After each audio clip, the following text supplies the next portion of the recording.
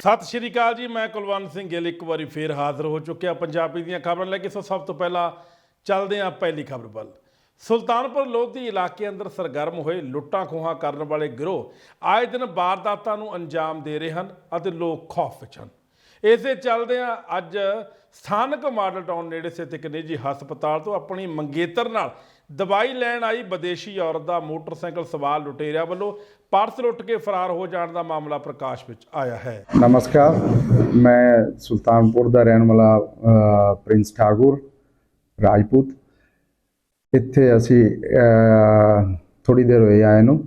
ਅਸੀਂ ਇਟਲੀ 'ਚ ਰਹਿੰਦੇ ਤੇ ਇੱਥੇ ਸੁਲਤਾਨਪੁਰ ਲੋਧੀ 'ਚ ਆਏ ਸੀ ਤੇ ਅਸੀਂ ਔਜਲਾ ਹਸਪਤਾਲ ਦੇ ਮੈਡੀਸਨ ਲੈਂਦੇ ਪਏ ਸੀ ਤੇ ਮੈਂ ਅੰਦਰ ਹਜੇ ਲਖਵਾਉਂਦਾ ਪਿਆ ਸੀ, ਦਵਾਈਆਂ ਤੇ ਲੈਂਦਾ ਪਿਆ ਸੀ।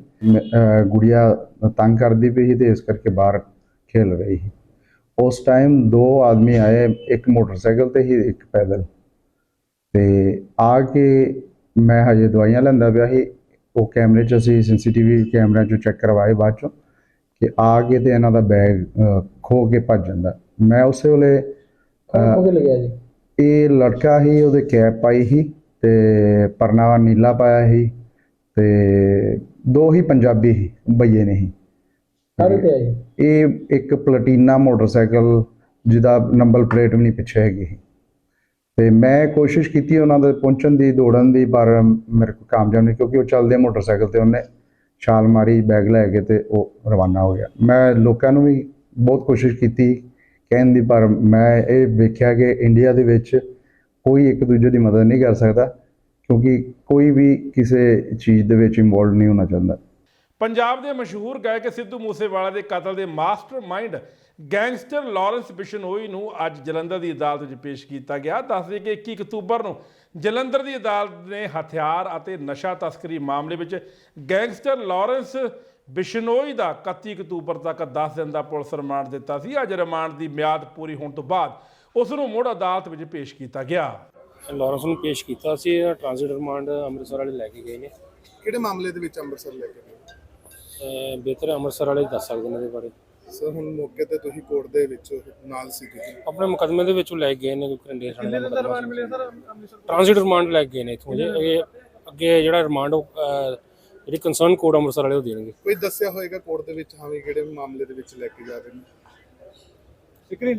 ਕਰਿੰਡਾ ਪੁਲਿਸ ਲੈ ਕੇ ਗਈ ਆ ਉਹਨੂੰ।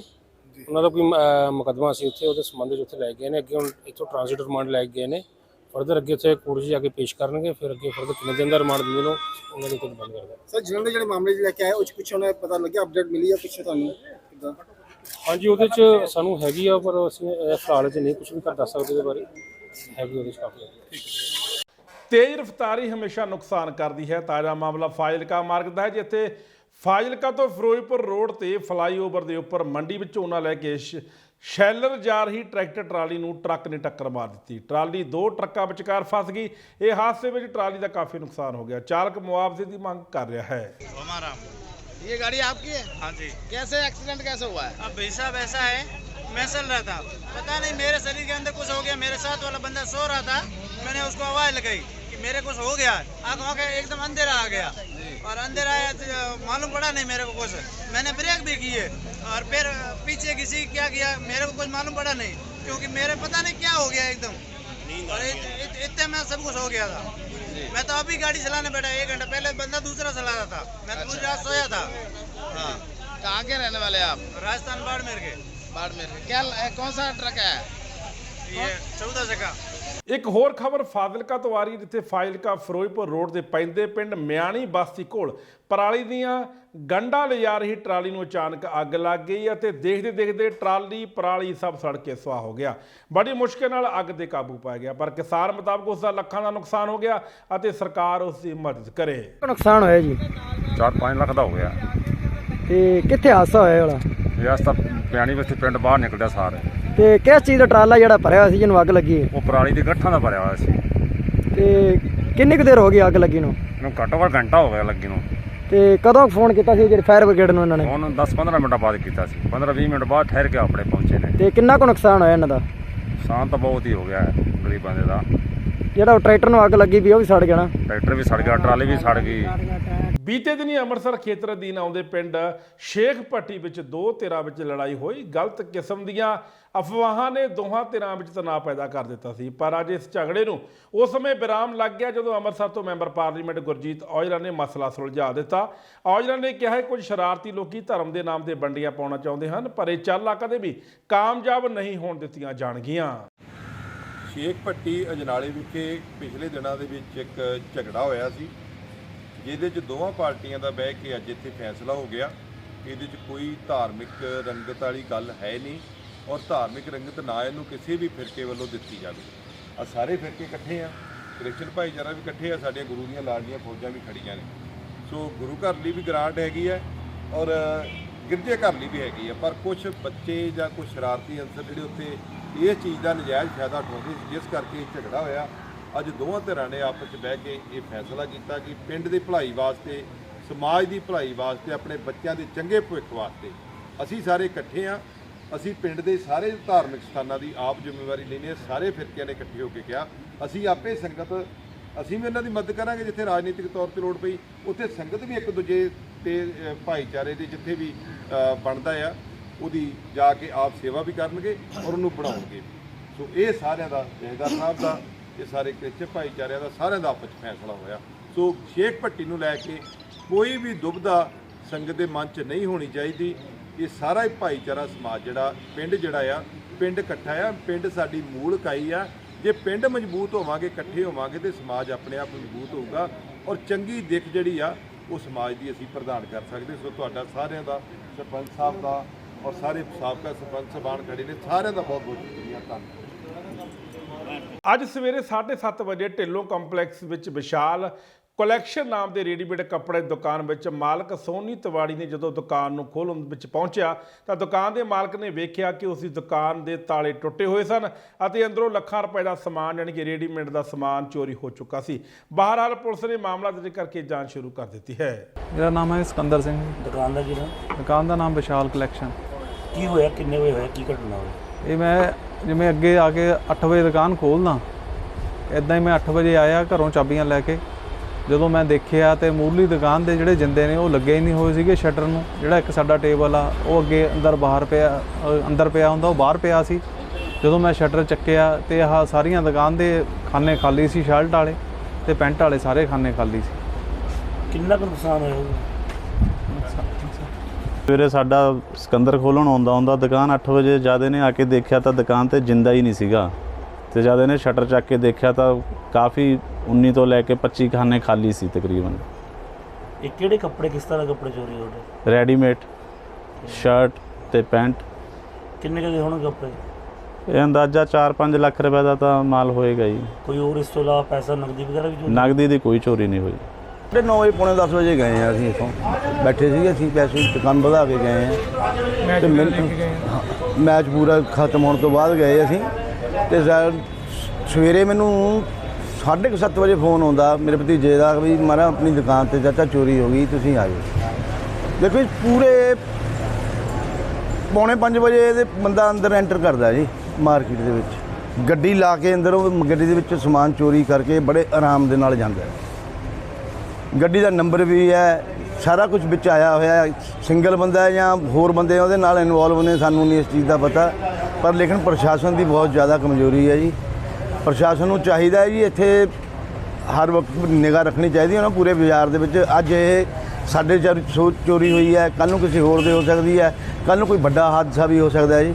ਪੰਜਾਬ ਵਿੱਚ ਚਿੱਟਾ ਧੜੱਲੇ ਨਾਲ ਵਿਕਦਾ ਹੈ ਅਤੇ ਹਰ ਰੋਜ਼ ਲੋਕੀ ਮਰ ਰਹੇ ਹਨ। ਅੱਜ ਅੰਮ੍ਰਿਤਸਰ ਦੇ ਮੋਨੂ ਚੌਂਕ ਖੇਤਰ ਵਿੱਚ ਕੰਧਾਂ ਤੇ ਪੋਸਟਰ ਵੇਖਣ ਨੂੰ ਮਿਲੇ ਜਿਸ ਤੇ ਲਿਖਿਆ ਸੀ ਚਿੱਟਾ ਇੱਥੇ ਮਿਲਦਾ ਹੈ ਅਤੇ ਥੱਲੇ ਲਿਖਿਆ ਸੀ ਉਜੜਿਆ ਹੋਇਆ ਪਰਿਵਾਰ, ਯਾਨੀ ਕਿ ਕਿਸੇ ਦੁਖੀ ਪਰਿਵਾਰ ਨੇ ਪੋਸਟਰ ਲਗਾਏ। ਹਾਲਾਂਕਿ ਸਰਕਾਰਾਂ ਨਸ਼ਾ ਖਤਮ ਕਰਦੀ ਹੈ, ਵੱਡੀਆਂ ਵੱਡੀਆਂ ਗੱਲਾਂ ਕਰਦੀ ਹੈ, ਪਰ ਇਹ ਦਾਅਵੇ ਸਾਰੇ ਖੋਖਲੇ ਨਜ਼ਰ ਆ ਰਹੇ ਹਨ।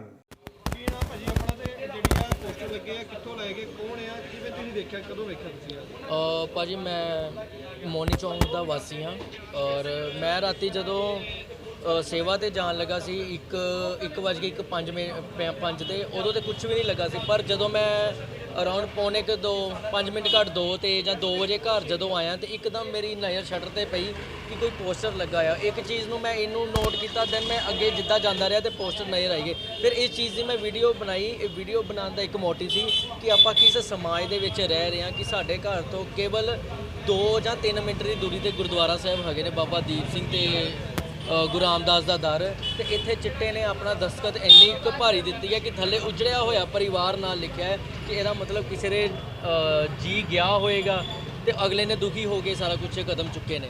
ਭਾਈ ਐਕਚੁਅਲੀ ਵੱਧਦਾ ਨਹੀਂ ਜਾ ਰਿਹਾ। 7 ਮਹੀਨੇ 'ਚ ਸਰਕਾਰ ਨੇ ਆਲਰਾਊਂਡਰ ਕੰਮ ਕਰਨੇ ਹੁੰਦੇ ਨੇ। ਜੇ ਕੇਵਲ ਉਹ ਚਿੱਟੇ 'ਤੇ ਫੋਕਸ ਕਰਨ ਬਹਿ ਗਈ ਫਿਰ ਅਸੀਂ ਰੋਣਾ ਹੈ ਕਿ ਬਾਕੀਆਂ 'ਤੇ ਕੰਮ ਕਿਉਂ ਨਹੀਂ ਕਰਦੀ ਪਈ ਸਰਕਾਰ। ਸੋ ਹਰ ਇੱਕ ਚੀਜ਼ ਦੇ ਉੱਤੇ ਹੌਲੀ ਹੌਲੀ ਚੱਲਦਾ ਪਿਆ। ਇਹ ਜਿਹੜਾ ਚਿੱਟੇ ਦਾ ਮਸਲਾ ਹੈ ਇਹ ਤੇ ਪ੍ਰਸ਼ਾਸਨ ਨੂੰ ਲੈਣਾ ਚਾਹੀਦਾ ਹੈ, ਪੁਲਿਸ ਨੂੰ ਲੈਣਾ ਚਾਹੀਦਾ ਹੈ। ਜਿਹੜੇ ਅੱਜ ਵੀ ਕਈ ਕੀ ਕਹਿੰਦੇ ਆ ਪੁਲਿਸ ਲਈ ਥੋੜ੍ਹੇ ਬਹੁਤ ਰਲੇ ਹੋਏ ਨੇ, ਅਸੀਂ ਸਾਰਿਆਂ ਨੂੰ ਨਹੀਂ ਕਹਿ ਸਕਦੇ ਕਿਉਂਕਿ ਚੰਦ ਲੋਕ ਨੇ ਜਿਹੜੇ ਇਹ ਮਹਿਕਮੇ ਨੂੰ ਖਰਾਬ ਕਰਦੇ ਪਏ ਨੇ।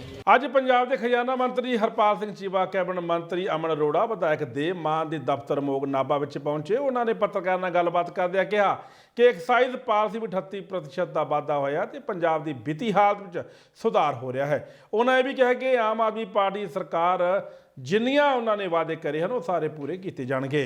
ਦੇ ਵਿੱਚ ਔਰ ਜੇ ਮੈਂ ਐਕਸਾਈਜ਼ ਦੀ ਗੱਲ ਕਰਾਂ ਤਾਂ 38% ਦਾ ਵਾਧਾ ਹੋਇਆ ਕਿ ਪੰਜਾਬ ਦੇ ਵਿੱਤੀ ਹਾਲਾਤ ਲਗਾਤਾਰ ਸੁਧਰ ਰਹੇ ਨੇਗੇ ਔਰ ਸਾਰੇ ਜਿੰਨੀਆਂ ਵਾਅਦੇ ਜਿੰਨੀਆਂ ਕਮਿਟਮੈਂਟ ਅਰਵਿੰਦ ਕੇਜਰੀਵਾਲ ਜੀ ਨੇ, ਸਰਦਾਰ ਭਗਵੰਤ ਸਿੰਘ ਮਾਨ ਜੀ ਨੇ, ਮਾਨਯੋਗ ਮੁੱਖ ਮੰਤਰੀ ਸਾਹਿਬ ਨੇ ਕੀਤੀਆਂ ਉਹ ਸਾਰੀਆਂ ਪੂਰੀਆਂ ਹੋ ਰਹੀਆਂ। 1000 ਰੁਪਏ ਕਦੋਂ ਆ ਰਿਹਾ ਜੀ ਮਹਿਲਾਵਾਂ ਨੂੰ? ਜਿਹੜਾ ਬਹੁਤ ਜਲਦੀ, ਜਦੋਂ ਜਿਹੜੀਆਂ ਸਾਰੀਆਂ ਲਗਭਗ ਗਰੰਟੀਆਂ ਪੂਰੀਆਂ ਹੋਈਆਂ, ਇੱਕ ਗਰੰਟੀ ਰਹਿ ਗਈ ਉਹ ਬੜੀ ਜਲਦੀ ਪੂਰੀ ਹੋ ਜਾਏਗੀ। 84 ਦੇ ਦੰਗੇ ਨੂੰ ਲੈ ਕੇ ਜਿਹੜਾ ਬੀਜੇਪੀ ਨੇ ਮੰਗ ਕੀਤੀ ਹੈ ਵੀ ਉਹ ਜਨਤਕ ਕੀਤੇ ਜਾਣ, ਪਹਿਲਾਂ ਕਿਸ ਤਰ੍ਹਾਂ ਦੇਖਦੇ ਹੋ? ਦੇਸ਼ ਦੇ ਵਿੱਚ ਬੀਜੇਪੀ ਦੀ ਸਰਕਾਰ ਆ, ਕੇਂਦਰ ਦੀ ਸਰਕਾਰ ਕਿਹਦੀ ਹੈਗੀ, ਕਿਹਨੂੰ ਪੁੱਛ ਰਹੀ ਹੈ ਬੀਜੇਪੀ? ਇਹਦਾ ਮਤਲਬ ਬੀਜੇਪੀ ਜਿਹੜੀ ਆ ਉਹ ਦੋਗਲੀ ਰਾਜਨੀਤੀ ਕਰ ਰਹੀ ਆ। ਉਹਦੀ ਸਰਕਾਰ ਆ ਗਈ, ਉਹ ਕਿਉਂ ਨਹੀਂ ਕਰ ਰਹੀ ਜਨਤਕ? ਇਹਦਾ ਮਤਲਬ ਕਿ ਬੀਜੇਪੀ ਜਿਹੜੀ ਹੈ ਦੋਗਲੀ ਰਾਜਨੀਤੀ ਕਰ ਰਹੀ ਹੈ। ਡੇਰੇ ਬਾਅਦ ਜਿਹੜਾ ਪ੍ਰਫੁੱਲਤ ਹੋ ਰਿਹਾ, ਕਿਵੇਂ ਜੱਜ ਕਰਦੇ ਹੋ? ਵਿਰੋਧੀ ਪਾਰਟੀ ਕਹਿੰਦੀ ਆ ਪੰਜਾਬ ਦਾ ਮਾਹੌਲ ਖਰਾਬ ਕਰਨਾ ਚਾਹੁੰਦੀਆਂ ਆ। ਦੇਖੋ, ਪੰਜਾਬ ਦਾ ਮਾਹੌਲ ਬਿਲਕੁਲ ਠੀਕ ਆ। ਸੁਰੱਖਿਆ ਬਣਾ ਕੇ ਰੱਖਣੀ ਸਾਡੀ ਜ਼ਿੰਮੇਵਾਰੀ ਆ ਔਰ ਸੁਰੱਖਿਆ ਬਣਾ ਕੇ ਰੱਖਾਂਗੇ। ਅਮਰਿਤਪਾਲ ਸਿੰਘ ਨੂੰ ਲੈ ਕੇ ਕਿਸ ਤਰ੍ਹਾਂ, ਜਿਸ ਤਰ੍ਹਾਂ ਪੰਜਾਬ ਦੇ ਹੋ ਗਿਆ ਜੀ, ਬਸ ਥੈਂਕ ਯੂ। ਸਿੱਧੂ ਹੋ ਗਏ ਤੁਹਾਡੇ, ਹੋ ਗਏ ਸਾਰੇ ਸਵਾਲ ਹੋ ਗਏ। ਪਹਿਲਾਂ ਅਮਰਿਤਪਾਲ ਵਾਲਾ ਰਹਿ ਗਿਆ, ਅਮਰਿਤਪਾਲ ਵਾਲਾ। ਥੈਂਕ ਯੂ, ਮੈਂ ਥੈਂਕ ਯੂ। ਸ਼੍ਰੀ ਗੁਰੂ ਨਾਨਕ ਦੇਵ ਜੀ ਦੇ ਪ੍ਰਕਾਸ਼ ਪੁਰਬ ਨੂੰ ਸਮਰਪਿਤ ਸੱਚਖੰਡ ਵਾਸੀ ਸ਼੍ਰੀਮਾਨ ਸੰਤ ਬਾਬਾ ਸੁਖਦੇਵ ਸਿੰਘ ਜੀ ਦੀ ਯਾਦ ਵਿੱਚ ਗੁਰਦੁਆਰਾ ਸਿੱਧਸਰ ਅਲਹੋਰਾ ਸਾਹਿਬ ਨਾਭਾ ਵਿਖੇ ਕਬੱਡੀ ਕੱਪ ਟੂਰਨਾਮੈਂਟ ਕਰਵਾਇਆ ਜਾ ਰਿਹਾ ਹੈ। ਇਸ ਕਬੱਡੀ ਕੱਪ ਟੂਰਨਾਮੈਂਟ ਵਿੱਚ ਜਥੇਦਾਰ ਬਾਬਾ ਕਸ਼ਮੀਰਾ ਸਿੰਘ ਦੀ ਅਗਵਾਈ ਵਿੱਚ 12-13 ਨਵੰਬਰ ਨੂੰ ਹੋਵੇਗਾ। ਇਸ ਮੌਕੇ ਜਥੇਦਾਰ ਬਾਬਾ ਕਸ਼ਮੀਰਾ ਸਿੰਘ ਨੇ ਜਾਣਕਾਰੀ ਦਿੰਦਿਆਂ ਦੱਸਿਆ ਕਿ ਇਸ ਕਬੱਡੀ ਕੱਪ ਟੂਰਨਾਮੈਂਟ ਦਾ ਅੱਜ ਪੋਸਟਰ ਰਿਲੀਜ਼ ਕੀਤਾ ਗਿਆ ਹੈ। ਜੋ ਨੌਜਵਾਨੀ ਨਸ਼ਿਆਂ ਵਿੱਚ ਆਪਣਾ ਜੀਵਨ ਬਰਬਾਦ ਕਰੀ, ਉਹਨਾਂ ਨੂੰ ਉਤਸ਼ਾਹਿਤ ਕਰਨ ਵਾਸਤੇ ਗੁਰਦੁਆਰਾ ਸਿੱਧਸਰ ਲਾਹੌਰਾ ਦੀ ਗੁਰਦੁਆਰਾ ਪ੍ਰਬੰਧਕ ਕਮੇਟੀ ਵੱਲੋਂ ਇਹ ਬੜਾ ਉਦਮ ਉਪਰਾਲਾ ਕੀਤਾ ਗਿਆ। 12 ਅਤੇ 13 ਨਵੰਬਰ ਨੂੰ ਕਬੱਡੀ ਦਾ ਟੂਰਨਾਮੈਂਟ ਉੱਚੇ ਪੱਧਰ 'ਤੇ ਕਰਾਇਆ ਜਾ ਰਿਹਾ ਹੈ, ਜਿਹਦੇ ਵਿੱਚ ਜਿਹੜੀਆਂ ਮਸ਼ਹੂਰ ਟੀਮਾਂ ਦੇ ਮੈਚ ਕਰਾਏ ਜਾਣਗੇ ਅਤੇ ਬੜੇ ਚੰਗੇ ਉਹਨਾਂ ਦਾ ਮਾਨ ਸਨਮਾਨ ਇਨਾਮ ਦਿੱਤਾ ਜਾਏਗਾ। ਉਹ ਸਾਰੇ ਇਲਾਕੇ ਦੀ ਸੰਗਤ ਨੂੰ ਬੇਨਤੀ ਹੈ ਕਿ ਇਹ 12 ਅਤੇ 13 ਨਵੰਬਰ ਨੂੰ ਪਹੁੰਚ ਕੇ ਜਿੱਥੇ ਇਸ ਟੂਰਨਾਮੈਂਟ ਵਿੱਚ ਰੌਣਕ ਵਧਾਓ, ਉਤਸ਼ਾਹਿਤ ਕਰੋ ਉਹਨਾਂ ਖਿਡਾਰੀਆਂ ਨੂੰ, ਜਿਹਦੇ ਵਿੱਚ ਗੁਰੂ ਘਰ ਦੇ ਵਿੱਚ ਧੀਆਂ ਨੂੰ ਬਰਾਬਰ ਮਾਣ ਦਿੱਤਾ ਗਿਆ। ਉੱਥੇ ਲੜਕੀਆਂ ਦੇ ਵੀ ਟੂਰਨਾਮੈਂਟ ਕਰਾਏ ਜਾਣਗੇ, ਹਰਿਆਣੇ ਅਤੇ ਪੰਜਾਬ ਦੀਆਂ ਲੜਕੀਆਂ ਦੇ ਟੂਰਨਾਮੈਂਟ ਹੋਣਗੇ ਟੀਮਾਂ ਦੇ, ਅਤੇ ਬਾਕੀ ਸਾਰੇ ਪ੍ਰਬੰਧ ਤਕਰੀਬਨ ਕਮੇਟੀ ਵੱਲੋਂ ਹੋ ਚੁੱਕੇ ਹੈ। ਜਿਨ੍ਹਾਂ ਇਲਾਕੇ ਦੇ ਸਿਆਣੇ ਬੰਦਿਆਂ ਦੀ ਡਿਊਟੀਆਂ ਲੱਗੀਆਂ ਉਹ ਤਨਦੇਹੀ ਨਾਲ ਕਰ ਰਹੇ ਹਨ। ਬਾਕੀ ਵੀ ਸਾਰੀ ਸੰਗਤ ਨੂੰ ਅਸੀਂ ਬੇਨਤੀ ਕਰਦੇ ਹਾਂ ਕਿ ਇਹਦੇ ਵਿੱਚ ਆ ਕੇ ਆਪਣੀ ਹਾਜ਼ਰੀ ਲਵਾਓ, ਸਹਿਯੋਗ ਦਿਓ। ਇਹ ਆਪਣਾ ਸਾਰਿਆਂ ਦਾ ਸਾਂਝਾ ਕੰਮ ਹੈ। ਸੋ ਅਸੀਂ ਜਿੱਥੇ ਸਾਰੀ ਗੁਰਦੁਆਰਾ ਪ੍ਰਬੰਧਕ ਕਮੇਟੀ ਵੱਲੋਂ ਅਰਦਾਸ ਵੀ ਕਰਦੇ ਹਾਂ ਇਸ ਟੂਰਨਾਮੈਂਟ ਦੀ ਚੜ੍ਹਦੀ ਕਲਾ ਵਾਸਤੇ, ਉੱਥੇ ਅੱਜ ਪੋਸਟਰ ਵੀ ਰਿਲੀਜ਼ ਕੀਤਾ ਗਿਆ ਕਿ ਤਾਂ ਕਿ ਪਤਾ ਲੱਗ ਸਕੇ ਦੂਰ ਦੂਰ ਤੱਕ ਸੰਗਤਾਂ ਨੂੰ। ਸੇ ਬੇਨਤੀਆਂ ਹਨ। ਵਾਹਿਗੁਰੂ ਜੀ ਕਾ ਖਾਲਸਾ, ਵਾਹਿਗੁਰੂ ਜੀ ਕੀ ਫਤਿਹ। ਫਿਰੋਜ਼ਪੁਰ ਸ਼ਹਿਰ ਬਸਤੀ ਸ਼ੇਖਾਵਾਲੀ ਵਿੱਚ ਨਸ਼ੇ ਦੀ ਹਾਲਤ ਵਿੱਚ ਇਹ ਔਰਤ ਦੀ ਵੀਡੀਓ ਹੋਈ ਵਾਇਰਲ। ਦੱਸਿਆ ਜਾ ਰਿਹਾ ਕਿ ਬਸਤੀ ਸ਼ੇਖਾ ਵਿੱਚ ਸ਼ਰੇਆਮ ਨਸ਼ਾ ਵਿਕ ਰਿਹਾ ਹੈ ਅਤੇ ਦਾਅਵੇ ਕਰਨ ਵਾਲੀ ਪੁਲਿਸ ਉਸ ਨੂੰ ਰੋਕਣ ਵਿੱਚ ਨਾਕਾਮ ਸਾਬਤ ਹੋ ਰਹੀ ਹੈ। ਜੋ ਇਸ ਵੀਡੀਓ ਵਿੱਚ ਵੇਖਿਆ ਜਾ ਸਕਦਾ ਹੈ ਕਿ ਮਰਦਾਂ ਦੇ ਨਾਲ ਨਾਲ ਹੁਣ ਔਰਤਾਂ ਵੀ ਨਸ਼ੇ ਦੀ ਲਪੇਟ ਵਿੱਚ ਆ ਰਹੀਆਂ ਹਨ। ਜੈ ਵਾਲਮੀਕੀ, ਹਰ ਹਰ ਵਾਲਮੀਕੀ। ਵੇਖੋ ਜੀਰਾ ਗੇਟ ਆਊਟ ਸਾਈਡ ਸਿੱਖ ਵਾਲੀ ਬਸਤੀ ਵੇਖੋ ਕਿੱਡਾ ਮਨੜਾ ਵਾਲੇ ਜੋ ਕਿ ਟੀਕਾ ਲਾ ਕੇ ਗੋਲੀਆਂ ਖਾ ਕੇ ਜਨਾਨੀਆਂ ਇਹੋ ਜਿਹਾ ਕੰਮ ਕਰ ਰਹੀਆਂ ਨੇ। ਕੋਈ ਵੀ ਪ੍ਰਸ਼ਾਸਨ ਇਸ ਦਾ ਕਦਮ ਨਹੀਂ ਚੁੱਕ ਰਿਹਾ ਕਿਉਂਕਿ ਇੰਨਾ ਮੰਦੜਾ ਹਾਲ ਹੋਇਆ ਫਿਰੋਜ਼ਪੁਰ ਦਾ ਕਿ ਇੰਨੇ ਟੀਕੇ ਲਾ ਰਹੇ ਲੋਕ ਇੱਥੇ ਤੇ ਜਨਾਨੀਆਂ ਇੰਨਾ ਕੁਛ ਕਰ ਰਹੀਆਂ। ਦੇਖੋ ਕੀ ਹਾਲ ਹੋ ਰਿਹਾ ਜਨਾਨੀ ਦਾ। ਇਹ ਲੇਡੀ ਸੇ ਮਹਿਲਾ ਕਿੰਨਾ ਮੰਦੜਾ ਵਾਲੇ ਪਤਾ ਨਹੀਂ ਕਿੱਥੋਂ ਕੌਣ ਛੋਟੇ ਛੋਟੇ ਬੱਚੇ ਨੇ, ਇੱਕ ਲੜਕੀ ਇਸकी ਛੋਟੀ ਛੋਟੀ ਤੇ ਵੇਖੋ ਇਹਦਾ ਕੀ ਹਾਲ ਹੈ। ਇਸ ਘਰ ਦੇ ਦਾ ਵੀ ਬੜਾ ਮੰਦੜਾ ਹਾਲ ਹੈ ਤੇ ਕੋਈ ਵੀ ਪ੍ਰਸ਼ਾਸਨ ਇਸ ਦਾ ਕਦਮ ਨਹੀਂ ਚੁੱਕਦਾ। ਡੀਸੀ ਸਾਹਿਬ ਸਾਡਾ ਸੁੱਤਾ ਹੋਇਆ ਹੈ, ਐਸਐਸਪੀ ਸਾਹਿਬ ਸੁੱਤੇ ਹੋਏ ਨੇ, ਸਾਰਾ ਕੁਛ ਹੀ ਇਹ ਰਲੀ ਮੁਕਤ ਭੁਗਤ ਚੱਲਦੀ ਵੀ। ਇੱਥੋਂ ਗੋਲੀਆਂ ਹੋਰ ਆਦ ਨਸ਼ਾ ਟੀਕੇ ਆ ਵਗੈਰਾ ਮਿਲਦੇ ਨੇ। ਵੇਖੋ ਕੀ ਹਾਲ ਹੈ ਇਹਨਾਂ ਦਾ ਤੇ ਬਹੁਤ ਅਸੀਂ ਮੰਦਭਾਗੀ ਇੰਨੀ ਘਟਨਾ ਵੇਖ ਕੇ ਬਹੁਤ ਪਰੇਸ਼ਾਨ ਹੈ ਜੋ ਕਿ ਸਾਡੀ ਹੋਣ ਵਾਲੀ ਸਰਕਾਰ ਨੂੰ ਸੁੱਤੀ ਪਈ ਹੋਈ ਹੈ। ਅਜੇ ਤੱਕ ਕੋਈ ਵੀ ਨਹੀਂ ਇਹੋ ਜਿਹਾ ਪ੍ਰਸ਼ਾਸਨ ਚੁੱਕਦੀ ਪਈ। ਪ੍ਰਸ਼ਾਸਨ ਨੂੰ ਖਿੱਚ ਕੇ ਕਦੇ ਵੀ ਵੇਖਿਆ ਜਾਵੇ ਵੀ ਸ਼ੇਖਾਂ ਵਾਲੀ ਬਸਤੀ ਔਰ ਸਰ ਜੀਰਾ ਗੇਟ ਦੇ ਨਾਲ ਜਾ ਕੇ ਦੇਖਿਆ ਜਾਵੇ ਕਿੰਨੀਆਂ ਕੋਈ ਵੀ ਘਟਨਾ ਹੋ ਰਹੀਆਂ ਨੇ। ਕਦੀ ਕੋਈ ਬੰਦਾ ਮਰ ਗਿਆ, ਕੋਈ ਹੋਰ ਇਹੋ ਜਿਹੀਆਂ ਘਟਨਾ ਹੋ ਰਹੀਆਂ ਨੇ। ਕੋਈ ਟੀਕੇ ਵਾਲੇ, ਗੋਲੀਆਂ ਵਾਲੇ, ਆਦਿ ਨਸ਼ੇ ਵਾਲੇ ਬੜਾ ਪਰੇਸ਼ਾਨ ਨੇ। ਆਹ ਵੇਖੋ ਕੀ ਹੋ ਰਿਹਾ ਮਹਿਲਾ ਦਾ ਹਾਲ। ਹਰਿਆਣਾ ਸਿੱਖ ਗੁਰਦੁਆਰਾ ਪ੍ਰਬੰਧਕ ਕਮੇਟੀ ਦੇ ਐਸਜੀਪੀਸੀ ਵਿੱਚ ਆਪਸੀ ਖਿੱਚੋਤਾਣੀ ਚੱਲ ਰਹੀ। ਹਾਲਾਂਕਿ ਪ੍ਰਧਾਨ ਸਾਹਿਬ ਬੇਨਤੀ ਕਰ ਚੁੱਕੇ ਹਨ ਕਿ ਸਾਰੇ ਸ਼੍ਰੀ ਅਕਾਲ ਤਖਤ ਸਾਹਿਬ ਦੇ ਸ਼ਰਨ ਵਿੱਚ ਆਉਣ ਅਤੇ ਦੂਜੇ ਪਾਸੇ ਹਰਿਆਣਾ ਸਰਕਾਰ ਨੂੰ ਬੀਬੀ ਜਗੀਰ ਕੌਰ ਨੇ ਚੇਤਾਵਨੀ ਦਿੱਤੀ ਹੈ, ਸਾਡੇ ਗੁਰੂ ਕੰਮ ਧਾਮਾਂ ਵਿੱਚ ਦਖਲਅੰਦਾਜ਼ੀ ਨਾ ਕਰੋ, ਸਿੱਖ ਕੌਮ ਇਸ ਨੂੰ ਬਰਦਾਸ਼ਤ ਨਹੀਂ ਕਰੇਗੀ। ਕਿਵੇਂ ਦੇਖਦੇ ਹੋ? ਸ਼੍ਰੋਮਣੀ ਗੁਰਦੁਆਰਾ ਪ੍ਰਬੰਧਕ ਕਮੇਟੀ ਨੂੰ ਪਹਿਲਾਂ ਸਰਕਾਰਾਂ ਦੇ ਜਿਹੜੀਆਂ ਕਿ ਪੰਥਕ ਸਰਕਾਰਾਂ ਨਹੀਂ ਸਨ, ਭਾਵੇਂ ਉਹ ਕਾਂਗਰਸੀ ਸਰਕਾਰ ਹੁੱਡਾ ਦੀ ਸੀ, ਭਾਵੇਂ ਉਹ ਬੀਜੇਪੀ ਦੀ ਸਰਕਾਰ ਸੀ, ਭਾਵੇਂ ਇਸ ਪਾਸੇ ਵੀ ਪੰਜਾਬ ਦੇ ਵਿੱਚ ਆਮ ਆਦਮੀ ਪਾਰਟੀ ਜਾਂ ਕਾਂਗਰਸੀ ਸਰਕਾਰ ਹੋਈ ਹੈ, ਇਹਨਾਂ ਨੇ ਦਖਲਅੰਦਾਜ਼ੀ ਕਰਕੇ ਤੇ ਹਰਿਆਣਾ ਕਮੇਟੀ ਬਣਾ ਕੇ ਐਕਟਨਾਮਾ ਤਿਆਰ ਕਰਕੇ ਸ਼੍ਰੋਮਣੀ ਗੁਰਦੁਆਰਾ ਪ੍ਰਬੰਧਕ ਕਮੇਟੀ ਨੂੰ ਦੇ ਵਿੱਚੋਂ ਬਹੁਤ ਵੱਡਾ ਨੁਕਸਾਨ ਕੀਤਾ। ਸ਼੍ਰੋਮਣੀ ਗੁਰਦੁਆਰਾ ਪ੍ਰਬੰਧਕ ਕਮੇਟੀ ਸਿੱਖਾਂ ਦੀ ਸਰਵਉੱਚ ਸੰਸਥਾ ਹੈ ਤੇ ਇਹਦਾ ਦਾਇਰਾ ਜਿਹੜਾ ਹੈ ਉਹ ਹਿਮਾਚਲ, ਹਰਿਆਣਾ, ਪੰਜਾਬ, ਚੰਡੀਗੜ੍ਹ। ਇਸ ਵੇਲੇ ਸਾਰੇ ਜਿਹੜੇ ਧਾਰਮਿਕ ਅਦਾਰੇ ਹੈ, ਜਿਹੜੇ ਇਤਿਹਾਸਕ ਅਦਾਰੇ ਹੈ ਜਾਂ ਬਾਕੀ ਸਾਰੀਆਂ ਸੰਸਥਾਵਾਂ ਤਿਆਰ ਕੀਤੀਆਂ, ਉਹ ਸ਼੍ਰੋਮਣੀ ਗੁਰਦੁਆਰਾ ਪ੍ਰਬੰਧਕ ਕਮੇਟੀ ਸੇਵਾ ਕਰਦੀ ਆ ਰਹੀ। ਚਲੋ ਸੁਪਰੀਮ ਕੋਰਟ ਵੱਲੋਂ ਉਹ ਇਹਨਾਂ ਦੇ ਹੱਕ ਵਿੱਚ ਜੋ ਹਰਿਆਣਾ ਕਮੇਟੀ ਦਾ ਐਕਟ ਜਿਹੜਾ ਸੀ ਉਹ ਪ੍ਰਵਾਨ ਕਰ ਲਿਆ ਗਿਆ। ਦੁਬਾਰਾ ਸ਼੍ਰੋਮਣੀ ਗੁਰਦੁਆਰਾ ਪ੍ਰਬੰਧਕ ਕਮੇਟੀ ਵੱਲੋਂ ਰਿਵਿਊ ਪੈਟੀਸ਼ਨ ਪਾਈ ਗਈ ਹੈ। ਬੜੇ ਦੁੱਖ ਦੀ ਗੱਲ ਹੈ ਕਿ ਜਿਹੜਾ ਖਦਸ਼ਾ ਸੀ ਸਾਨੂੰ, ਜਿਹੜਾ ਡਰ ਸੀ ਕਿ ਜਿਹੜੀ ਸਰਕਾਰ ਹੈ ਇਹ ਸਿੱਧੇ ਤੌਰ ਦੇ ਉੱਤੇ ਸ਼੍ਰੋਮਣੀ ਗੁਰਦੁਆਰਾ ਪ੍ਰਬੰਧਕ ਕਮੇਟੀ ਦੇ ਕੰਮਾਂ ਵਿੱਚ ਦਖਲਅੰਦਾਜ਼ੀ ਕਰ ਰਹੀ, ਲੇਕਿਨ ਸ਼੍ਰੋਮਣੀ ਗੁਰਦੁਆਰਾ ਪ੍ਰਬੰਧਕ ਕਮੇਟੀ ਜਾਂ ਸਿੱਖ ਕਦੀ ਬਰਦਾਸ਼ਤ ਨਹੀਂ ਕਰਦੇ ਕਿ ਕੋਈ ਭਾਵੇਂ ਸਰਕਾਰ ਭਾਜਪਾ ਦੀ ਹੋਵੇ, ਭਾਵੇਂ ਕੋਈ ਆਪ ਦੀ ਹੋਵੇ, ਭਾਵੇਂ ਕੋਈ ਕਾਂਗਰਸੀ ਦੀ ਹੋਵੇ, ਕੋਈ ਸਾਡੀਆਂ ਸੰਸਥਾਵਾਂ ਦੇ ਵਿੱਚ, ਸਿੱਖ ਸੰਸਥਾਵਾਂ ਵਿੱਚ, ਧਾਰਮਿਕ ਸਥਾਨਾਂ ਵਿੱਚ ਦਖਲਅੰਦਾਜ਼ੀ ਕਰੇ, ਸਾਡੇ ਧਰਮ ਦੇ ਕੰਮਾਂ ਵਿੱਚ ਦਖਲਅੰਦਾਜ਼ੀ ਕਰੇ, ਸਾਡੇ ਸਿੱਖੀ ਸਿਧਾਂਤ ਦੇ ਵਿੱਚ ਆ ਕੇ ਨੁਕਸਾਨ ਕਰੇ। ਜਿਹੜੀ ਸਾਡੀ ਇਹਨਾਂ ਨੇ ਪਾਈ ਹੈ ਕਿ ਇੱਕ ਇਹਨਾਂ ਨੇ ਆਰਡੀਨੈਂਸ ਜਾਰੀ ਕੀਤਾ, ਜਿਹੜਾ ਆਰਡੀਨੈਂਸ ਜਾਰੀ ਕੀਤਾ ਉਹਨੂੰ ਤੁਰੰਤ ਰੱਦ ਕੀਤਾ ਜਾਵੇ, ਕਿਉਂਕਿ ਉਹ ਆਰਡੀਨੈਂਸ ਰਾਹੀਂ ਇਹਨਾਂ ਨੇ ਇਹ ਕਿਹਾ ਕਿ 41 ਮੈਂਬਰੀ ਕਮੇਟੀ ਅਸੀਂ ਬਣਾਵਾਂਗੇ।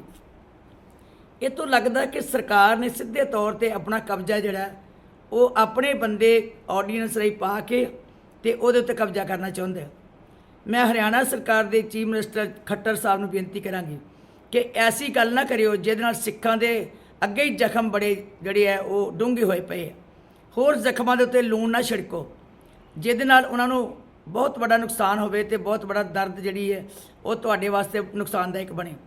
ਸਾਡੀ ਜਿਹੜੀ ਪਟੀਸ਼ਨ ਪਾਈ ਹੈ, ਜਦ ਤੱਕ ਸਾਡੀ ਰਿਵਿਊ ਪਟੀਸ਼ਨ ਦਾ ਫੈਸਲਾ ਨਹੀਂ ਹੁੰਦਾ ਸੁਪਰੀਮ ਕੋਰਟ 'ਚ, ਉਨੀ ਚਿਰ ਤੱਕ ਕੋਈ ਕਾਰਵਾਈ ਨਾ ਕੀਤੀ ਜਾਵੇ ਤਾਂ ਜੋ ਸਿੱਖਾਂ ਦੇ ਜਿਹੜੇ ਜ਼ਖਮ ਹੈ ਉਹ ਅੱਲੇ ਹੈ ਉਹ ਮੁੜ ਕੇ ਛਿੱਲੇ ਨਾ ਜਾ ਸਕਣ। ਸੋ ਦੁਬਾਰਾ ਫਿਰ ਭਾਰਤੀ ਜਨਤਾ ਪਾਰਟੀ ਦੀ ਸਰਕਾਰ ਜੋ ਹਰਿਆਣੇ ਦੇ ਵਿੱਚ ਹੈ, ਜੋ ਉਹਨਾਂ ਨੇ ਆਰਡੀਨੈਂਸ ਜਾਰੀ ਕਰਕੇ ਸਿੱਖਾਂ ਦੇ ਉਹਨਾਂ ਮਹਾਨ ਅਦਾਰਿਆਂ ਵਿੱਚ ਦਖਲਅੰਦਾਜ਼ੀ ਕਰਨ ਦੀ ਕੋਸ਼ਿਸ਼ ਕੀਤੀ ਹੈ। ਵੈਸੇ ਤਾਂ ਉਹ ਅਜੇ ਕਰ ਹੀ ਨਹੀਂ ਸਕਦੇ ਕਿਉਂਕਿ ਪਾਰਲੀਮੈਂਟ ਵਿੱਚ ਸਾਡੇ ਐਕਟ ਦੀ ਅਜੇ ਸੋਧ ਹੀ ਨਹੀਂ ਹੋਈ, ਸ਼੍ਰੋਮਣੀ ਕਮੇਟੀ ਦੇ ਐਕਟ ਦੀ। ਫਿਰ ਵੀ ਜੇ ਉਹਨਾਂ ਨੇ ਕੋਈ ਕੰਮ ਕਰਨੇ ਹੈ, ਹਰਿਆਣੇ ਦੀ ਕਮੇਟੀ ਬਣਾਉਣੀ ਹੈ, ਤੇ ਉਹ ਹਰਿਆਣੇ ਦੇ ਵਿੱਚ ਹੋਰ ਗੁਰਦੁਆਰੇ ਜਿਹੜੇ ਉਸਾਰ ਲੈਣ, ਬਣਾ ਲੈਣ, ਸਾਡੇ ਅਦਾਰਿਆਂ ਵਿੱਚ ਕੋਈ ਦਖਲਅੰਦਾਜ਼ੀ ਕਰਦੇ। ਸੋ ਇਸ ਕਰਕੇ ਮੈਂ ਬਤੌਰ ਮੁੱਖ ਸੇਵਾਦਾਰ ਆਪਣੀ ਜਿਹੜੀ ਸਾਬਕਾ ਪ੍ਰਧਾਨ ਸ਼੍ਰੋਮਣੀ ਗੁਰਦੁਆਰਾ ਪ੍ਰਬੰਧਕ ਕਮੇਟੀ ਅਤੇ ਮੈਂਬਰ ਸ਼੍ਰੋਮਣੀ ਗੁਰਦੁਆਰਾ ਪ੍ਰਬੰਧਕ ਕਮੇਟੀ, ਇੱਕ ਜ਼ਿੰਮੇਵਾਰ ਸੰਸਥਾ ਦੀ ਸੇਵਾਦਾਰ ਹੋਣ ਦੇ ਨਾਤੇ ਇਹ ਤਾੜਨਾ ਸਮਝ ਲਓ ਸਿੱਖ ਕੌਮ ਵੱਲੋਂ ਤੇ ਇਹ ਮੇਰੇ ਵੱਲੋਂ ਬੇਨਤੀ ਸਮਝ ਲਓ ਕਿ ਤੁਸੀਂ ਉਸ ਆਰਡੀਨੈਂਸ ਨੂੰ ਤੁਰੰਤ ਰੱਦ ਕਰੋ, ਨਹੀਂ ਤੇ ਇਹਦਾ ਸਿੱਟਾ ਜਿਹੜਾ ਉਹ ਗੰਭੀਰ ਨਿਕਲ ਸਕਦੇ ਆ। ਇਹ ਬਰਦਾਸ਼ਤ ਨਹੀਂ ਕੀਤਾ ਜਾ ਸਕਦਾ। ਅੱਜ ਅੰਮ੍ਰਿਤਸਰ ਮਾਣਯੋਗ ਅਦਾਲਤ ਵਿੱਚ 197 ਕਿਲੋ ਹੈਰੋਇਨ ਦੇ ਮਾਮਲੇ ਵਿੱਚ ਅਕਾਲੀ ਦਲ ਦੇ ਆਗੂ ਅਨਵਰ ਮਸੀਹ ਨੂੰ ਪੇਸ਼ ਕੀਤਾ ਗਿਆ, ਜੋ ਕਿ ਪਿਛਲੇ ਸਾਲ 197 ਕਿਲੋ ਹੈਰੋਇਨ ਦੇ ਕੇਸ ਵਿੱਚ ਪੁਲਿਸ ਵੱਲੋਂ ਗ੍ਰਿਫਤਾਰ ਕੀਤਾ ਗਿਆ ਸੀ। ਅਨਵਰ ਮਸੀਹ ਨੇ ਮੀਡੀਆ ਨਾਲ ਗੱਲਬਾਤ ਕਰਦੇ ਹੋਏ ਕਿਹਾ ਕਿ ਮੈਨੂੰ ਇਨਸਾਫ ਦਿੱਤਾ ਜਾਵੇ, ਭਗਵੰਤ ਮਾਨ ਸਰਕਾਰ ਮੇਰੇ ਨਾਲ ਇਨਸਾਫ ਕਰੇ। ਅੱਜ ਗੁਜਰਾਤ ਦੀ ਪੁਲਿਸ ਅਕਾਲੀ ਆਗੂ ਅਨਵਰ ਮਸੀਹ ਨੂੰ ਅੰਮ੍ਰਿਤਸਰ ਅਦਾਲਤ ਵਿੱਚ ਲੈ ਕੇ ਪੁੱਜੀ। ਅੱਜ ਗੁਜਰਾਤ ਦੀ ਪੁਲਿਸ ਅਨਵਰ ਮਸੀਹ ਨੂੰ ਅੰਮ੍ਰਿਤਸਰ ਅਦਾਲਤ ਵਿੱਚ ਪੇਸ਼ ਕਰਨ ਲਈ ਲੈ ਕੇ ਆਈ ਸੀ, ਜਿੱਥੇ ਉਹਨਾਂ ਨੇ ਆਪਣੇ ਆਪ ਨੂੰ ਬੇਗੁਨਾਹ ਦੱਸਿਆ। ਦੇਖੋ ਜੀ, ਇਹ ਤੇ ਨਜਾਇਜ਼ ਹੈ, ਪਰ ਲੇਕਿਨ ਸਾਨੂੰ ਸਰਕਾਰ ਨੇ ਜਿਹੜਾ ਸਾਡੇ ਤੇ ਝੂਠਾ ਕੇਸ ਪਾਇਆ ਸੀ, ਤੋ ਇਸ ਕਰਕੇ ਅਸੀਂ ਉਹਦਾ ਨਹੀਂ। ਬਾਕੀ ਭਗਵੰਤ ਮਾਨ ਜੀ ਜਿਹੜੇ ਪੰਜਾਬ ਦੇ ਮੁੱਖ ਮੰਤਰੀ ਬਹੁਤ ਅੱਛਾ ਕੰਮ ਕਰ ਰਹੇ ਆ। ਸਰ ਮੈਨੂੰ ਉਮੀਦ ਹੈ ਵੀ ਸ਼ਾਇਦ ਉਹ ਮੈਨੂੰ ਇਹਦਾ ਇਨਸਾਫ ਮਿਲੇਗਾ, ਕਿਉਂਕਿ ਮੈਂ ਤਾਂ ਕਹਿੰਦਾ ਪੰਜਾਬ ਦੇ ਮੁੱਖ ਮੰਤਰੀ ਨੂੰ ਵੀ ਇਹਦੀ ਸਿੱਟ ਬਿਠਾਈ ਜੇ। IPS ਆਫਿਸ ਦੀ 3 ਮੈਂਬਰੀ ਕਮੇਟੀ ਬਣਾਈ ਜੇ। ਅਗਰ ਮੇਰਾ ਦੋਸ਼ ਹੋਏਗਾ ਤਾਂ ਮੈਨੂੰ ਫਾਂਸੀ ਦੀ ਸਜ਼ਾ ਦਿੱਤੀ ਜਾਏ। ਅਗਰ ਜੇ ਮੈਂ ਬੇਗੁਨਾਹ ਹੈ ਤੇ ਮੇਰੇ ਤੇ ਧੱਕਾਸ਼ਾਹੀ ਹੋ ਰਹੀ। ਉੱਦਾਂ ਕਹਿੰਦੇ ਭਗਵੰਤ ਮਾਨ ਦੀ ਅਸੀਂ ਜਿਹੜੇ ਦੂਸਰੇ ਭਗਵੰਤ ਮਾਨ ਜੀ ਜਿਹੜੇ ਪੰਜਾਬ ਦੇ ਮੁੱਖ ਮੰਤਰੀ ਹੈ, ਭਗਤ ਸਿੰਘ ਨੇ ਤੇ ਦੇਸ਼ ਲਈ ਕੀਤੀ ਕੁਰਬਾਨੀ, ਪਰ ਇਹਨਾਂ ਨੇ ਨਜਾਇਜ਼ ਤੇ ਝੂਠਾ ਪਰਚਾ ਦਿੱਤਾ ਹੈ। ਸੋ ਮੈਨੂੰ ਹੁਣ ਪਤਾ ਲੱਗਾ ਵੀ ਜਿਹੜਾ ਇਸ ਕੇਸ ਦੇ ਵਿੱਚ ਸਾਡਾ ਆਈਓ ਸੀ ਉਹਦੇ ਤੇ ਵੀ ਪਰਚਾ ਹੋ ਗਿਆ, ਪਰ ਪਰਮੇਸ਼ਵਰ ਉਹ ਭਗਵਾਨ ਕਹੇਗਾ ਨਾ ਤਾਂ ਉਹਦੇ ਤੇ ਵੀ ਪਰਚਾ ਜ਼ਰੂਰ ਹੋਏਗਾ। ਮੇਰੇ ਤੇ ਵੀ 9 ਲੱਖ ਰੁਪਇਆ ਲਿਆ ਸੀ, 9 ਲੱਖ ਰੁਪਇਆ ਲਿਆ ਸੀ ਇਹਨਾਂ ਨੇ, ਕਰਪਸ਼ਨ ਕੀਤੀ ਸੀ। 9 ਲੱਖ ਰੁਪਇਆ ਲਿਆ ਸੀ ਇਹਨਾਂ ਨੇ, ਔਰ ਇਹਨਾਂ ਨੇ ਭਵਿੰਦਰ ਮਹਾਜਨ ਨੇ ਉਹ ਪੈਸੇ ਲਏ ਸੀ ਤੇ ਨਜਾਇਜ਼ ਝੂਠਾ ਪਰਚਾ ਮੇਰੇ ਤੇ ਦਿੱਤਾ ਗਿਆ। ਇਸ ਲਈ ਮੈਂ ਉਹਨਾਂ ਨੂੰ ਕਹਿਣਾ ਪੰਜਾਬ ਦੇ ਮੁੱਖ ਮੰਤਰੀ ਨੂੰ ਵੀ ਇਹਦੀ ਸਿੱਟ ਬਿਠਾ ਕੇ ਤੇ ਇਹਦੀ ਇਨਕੁਆਇਰੀ ਕਰਾਈ ਜਾਏ। ਉਹਨਾਂ ਦੋਸ਼ੀਆਂ ਤੇ ਅੱਗੇ ਵੀ ਪਰਚਾ ਹੋਇਆ ਤਾਂ ਹੁਣ ਫੇਰ ਦੁਬਾਰਾ ਪਰਚਾ ਕੀਤਾ ਜਾਏ ਔਰ ਮੈਨੂੰ ਇਨਸਾਫ ਦਿਵਾਇਆ ਜਾਏ। ਗੁਰਦਾਸਪੁਰ ਪੁਲਿਸ ਨੇ ਸੀਏ ਸਟਾਫ ਨਾਲ ਮਿਲ ਕੇ ਵੱਡੀ ਸਫਲਤਾ ਹਾਸਲ ਕੀਤੀ, ਜਿੱਥੇ ਕਿ 1 ਕਿਲੋ 500 ਗ੍ਰਾਮ ਅਫੀਮ, 3 ਕਿਲੋ ਭੁੱਕੀ ਚੂਰਾ ਪੋਸਟ, ਇੱਕ ਕੰਪਿਊਟਰਾਈਜ਼ਡ ਕੰਡਾ ਅਤੇ 14,800 ਰੁਪਏ ਦੀ ਡਰੱਗ ਬਣੀ ਸਮੇਤ ਨਸ਼ਾ ਤਸਕਰ ਕਾਬੂ ਕੀਤਾ ਹੈ। ਪੁਲਿਸ ਮੁਤਾਬਕ ਦੋਸ਼ੀ ਪੁਲਿਸ ਮਾਮਲਾ ਦਰਜ ਕਰ ਕਾਨੂੰਨੀ ਕਾਰਵਾਈ ਆਰੰਭ ਦਿੱਤੀ ਹੈ ਅਤੇ ਹੋਰ ਜਾਣਕਾਰੀਆਂ ਇਸ ਤੋਂ ਹਾਸਲ ਕੀਤੀਆਂ ਜਾ ਰਹੀਆਂ ਹਨ। ਕੱਲ ਇੱਕ CI ਵੱਲੋਂ ਤੇ ਥਾਣਾ ਸਦਰ ਦੇ SHO ਅਮਨ ਜੀ ਵੱਲੋਂ ਇੱਕ ਸਾਂਝਾ ਆਪਰੇਸ਼ਨ ਕੀਤਾ ਗਿਆ। ਪਿੰਡ ਮਹਾਰਾਜਪੁਰ ਦਾ ਮੁੰਡਾ ਵਾ ਨਿਸ਼ਾਨ ਸਿੰਘ ਸਨ ਉਹ ਦਰਬਾਰਾ ਸਿੰਘ, ਜਿਹਦੇ ਪਾਸੋਂ 1.5 ਕਿਲੋ ਅਫੀਮ ਤੇ 3 ਕਿਲੋ ਭੁੱਕੀ ਬਰਾਮਦ ਹੋਈ ਹੈ। ਨਾਲ ਇਹਦੇ ਇੱਕ ਕੰਡਾ ਮਾਪ ਤੋਲ ਕਰਨ ਵਾਲਾ ਫੜਿਆ ਗਿਆ ਔਰ 14,800 ਰੁਪਈਆ ਜਿਹੜੀ ਇਹਨੇ ਕੋਈ ਸੇਲ ਕੀਤੀ ਸੀ ਉਹਦੀ ਡਰੱਗ ਮਨੀ ਫੜੀ ਗਈ ਹੈ। ਇਸੇ ਸਬੰਧ 'ਚ NDPC ਐਕਟ ਦਾ ਮੁਕੱਦਮਾ ਥਾਣਾ ਸਦਰ ਵਿਖੇ ਦਰਜ ਕੀਤਾ ਵਾ ਤੇ ਹੋਰ ਵੀ ਇਹਦੇ ਕੋਲ ਕਾਫੀ ਵੱਡੇ ਖੁਲਾਸੇ ਹੋਣ ਦੀ ਉਮੀਦ ਆ। ਅੱਜ ਇਹਨੂੰ ਕੋਰਟ 'ਚ ਪੇਸ਼ ਕਰਕੇ ਇਹਦਾ ਰਿਮਾਂਡ ਲਿਆ ਜਾਵੇਗਾ ਤੇ ਬਾਕੀ ਜੋ ਵੀ ਰਿਕਵਰੀ ਹੋਏਗੀ ਉਹ ਤੁਹਾਨੂੰ ਸਾਂਝੀ ਕੀਤੀ ਜਾਵੇਗੀ। ਪਹਿਲੇ ਇਹਨੇ ਤੇ ਕੋਈ NDPC ਐਕਟ ਦਾ ਮੁਕੱਦਮਾ ਨਹੀਂ ਹੈ ਦਰਜ। ਇਹ ਬੇਸਿਕਲੀ ਇਹ ਡਰਾਈਵਰ ਆ ਔਰ MP ਸਾਈਡ ਤੋਂ ਗੱਡੀ ਦਾ ਕੰਮ ਕਰਦਾ। ਪਹਿਲੇ ਨੇ ਅੱਜ ਤੋਂ ਕੋਈ ਮਹੀਨਾ ਕੁ 1.5 ਮਹੀਨਾ ਪਹਿਲੇ ਕੋਈ 2 ਸਟਾਂਕਾਂ ਲਿਆਂਦੀ ਸੀ 100 ਗ੍ਰਾਮ, ਜਿਹੜਾ ਇਹਨੂੰ ਇਹ ਖਾਣ ਦਾ ਵੀ ਆਦੀ ਆ। ਇਹਨੇ ਜਦੋਂ ਲਿਆਂਦੀ ਹੈ ਤੇ ਇਹਦੇ ਕੋਲ ਇਹਦੇ ਨਾਲ ਦੇ ਯਾਰਾਂ ਦੋਸਤਾਂ ਨੇ ਥੋੜ੍ਹੀ ਉਹਦੇ ਕੋਲ ਮੁੱਲ ਲਈ। ਇਹਨੂੰ ਲੱਗਾ ਵੀ ਇਹਦੇ ਵਿੱਚ ਬੜਾ ਪ੍ਰੋਫਿਟ ਆ। ਫਿਰ ਇਹਨੇ ਉੱਥੋਂ ਤਕਰੀਬਨ ਲੱਖ ਰੁਪਈਏ ਕਿਲੋ ਦੇ ਹਿਸਾਬ ਨਾਲ ਉੱਥੋਂ ਲੈ ਕੇ ਆਇਆ, ਜਿਹਦੇ ਵਿੱਚੋਂ 1.5 ਕਿਲੋ ਦੀ ਰਿਕਵਰੀ ਹੋਈ ਹੈ। ਕੁਛ ਇਹਨੇ ਵੇਚ ਲਈ ਸੀ, ਤਕਰੀਬਨ 2 ਕਿਲੋ ਇੱਥੋਂ ਮੁੱਲ ਲੈ ਕੇ ਆਇਆ ਸੀ। ਇਹਦੇ ਘਰੋਂ ਹੀ ਜੀ ਹਮਰਾਜਪੁਰ ਇਹਦੇ ਘਰ ਦੇ ਵਿੱਚੋਂ ਹੀ ਇਹਦੀ ਸਾਰੀ ਰਿਕਵਰੀ ਹੋਈ ਹੈ ਜੀ। ਰਿਮਾਂਡ 'ਤੇ ਲਵਾਂਗੇ, ਫਿਰ ਅੱਗੋਂ ਜਿਹਨੂੰ ਇਹਨੇ ਵੇਚੀ ਆ ਉਹਨਾਂ ਨੂੰ ਨਾਮਜ਼ਦ ਕੀਤਾ ਜਾਵੇਗਾ ਤੇ ਅਗਲੀ ਤਫਤੀਸ਼ ਅਮਲ 'ਚ ਲਿਆਂਦੀ ਜਾਵੇਗੀ। ਖੰਨਾ ਵਿੱਚ ਨੈਸ਼ਨਲ ਹਾਈਵੇ ਉੱਪਰ 7 ਲੱਖ ਰੁਪਏ ਦੀ ਲੁੱਟ ਹੋਈ। ਪੈਟਰੋਲ ਪੰਪ ਕਰਿੰਦਿਆਂ ਕੋਲੋਂ ਇਹ ਰਕਮ ਲੁੱਟੀ ਗਈ। ਮੰਡੀ ਗੋਬਿੰਦਗੜ੍ਹ ਤੋਂ ਇਹ ਕਰਿੰਦੇ ਰਕਮ ਲੈ ਕੇ ਖੰਨਾ ਵਿੱਚ ਬੈਂਕ ਵਿੱਚ ਜਮ੍ਹਾਂ ਕਰਵਾਉਣ ਲਈ ਜਾ ਰਹੇ ਸਨ। ਸ਼ਨੀ ਮੰਦਰ ਸਾਹਮਣੇ ਇਹਨਾਂ ਕੋਲੋਂ ਰਕਮ ਲੁੱਟ ਲਈ ਗਈ। ਪੁਲਿਸ ਇਸ ਮਾਮਲੇ ਨੂੰ ਸ਼ੱਕ ਦੀਆਂ ਨਜ਼ਰਾਂ ਨਾਲ ਵੇਖ ਰਹੀ ਹੈ। ਇਸੇ ਚੱਲਦਿਆਂ ਦੋਵੇਂ ਕਰਿੰਦਿਆਂ ਕੋਲੋਂ ਵੀ ਪੁੱਛਗਿੱਛ ਕੀਤੀ ਜਾ ਰਹੀ ਹੈ। ਮੇਰੇ ਕੋਲ 4:35 ਤੇ ਮੇਰਾ ਲੜਕਾ ਆਇਆ ਜੀ ਦਫ਼ਤਰ ਦੇ ਵਿੱਚ ਭੱਜਿਆ ਕਹਿੰਦਾ ਜੀ ਬਾਊ ਜੀ ਦਵਾ ਭੱਜੋ, ਕਾਰ ਕੱਢੋ, ਆਪਣਾ ਕੈਸ਼ ਖੋਇਆ ਗਿਆ। ਅਸੀਂ ਦਵਾ ਮੌਕੇ 'ਤੇ ਜਿੱਥੇ ਕੈਸ਼ ਖੋਇਆ ਗਿਆ ਉੱਥੇ ਗਏ ਤੇ ਮੈਂ ਆਪਣੇ 1-2 ਪੰਪ ਵਾਲੇ ਨੂੰ ਕਾਲ ਕੀਤੀ ਕਿ ਐਵੇਂ ਫਲਾਣੀ ਜਗ੍ਹਾ ਤੋਂ ਕੈਸ਼ ਖੋਇਆ ਗਿਆ, ਉੱਥੇ CCTV ਕੈਮਰੇ ਹੈਗੇ ਨੇ ਨਹੀਂ ਹੈਗੇ ਨੇ। ਤੇ ਉਹਨਾਂ ਨੇ ਅੱਗੇ ਪੁਲਿਸ ਵਾਲਿਆਂ ਨਾਲ ਬੁਲਾ ਕੇ ਤੇ ਜਾਂਚ ਪੜਤਾਲ ਕਰਵਾਈ ਹੈ। ਤੇ ਕਿੱਥੇ ਕੈਸ਼ ਖੋਇਆ ਗਿਆ ਤੁਹਾਡਾ? ਇਹ ਜੀ ਖੰਨਾ ਸਿਟੀ ਸੈਂਟਰ ਤੋਂ ਪਹਿਲਾਂ ਤੇ ਸ਼ਨੀਦੇਵ ਮੰਦਿਰ ਥੋੜ੍ਹਾ ਜਿਹਾ ਕ੍ਰੋਸ ਕਰਕੇ ਮੇਨ ਹਾਈਵੇ ਉੱਤੇ ਹੋਇਆ ਜੀ।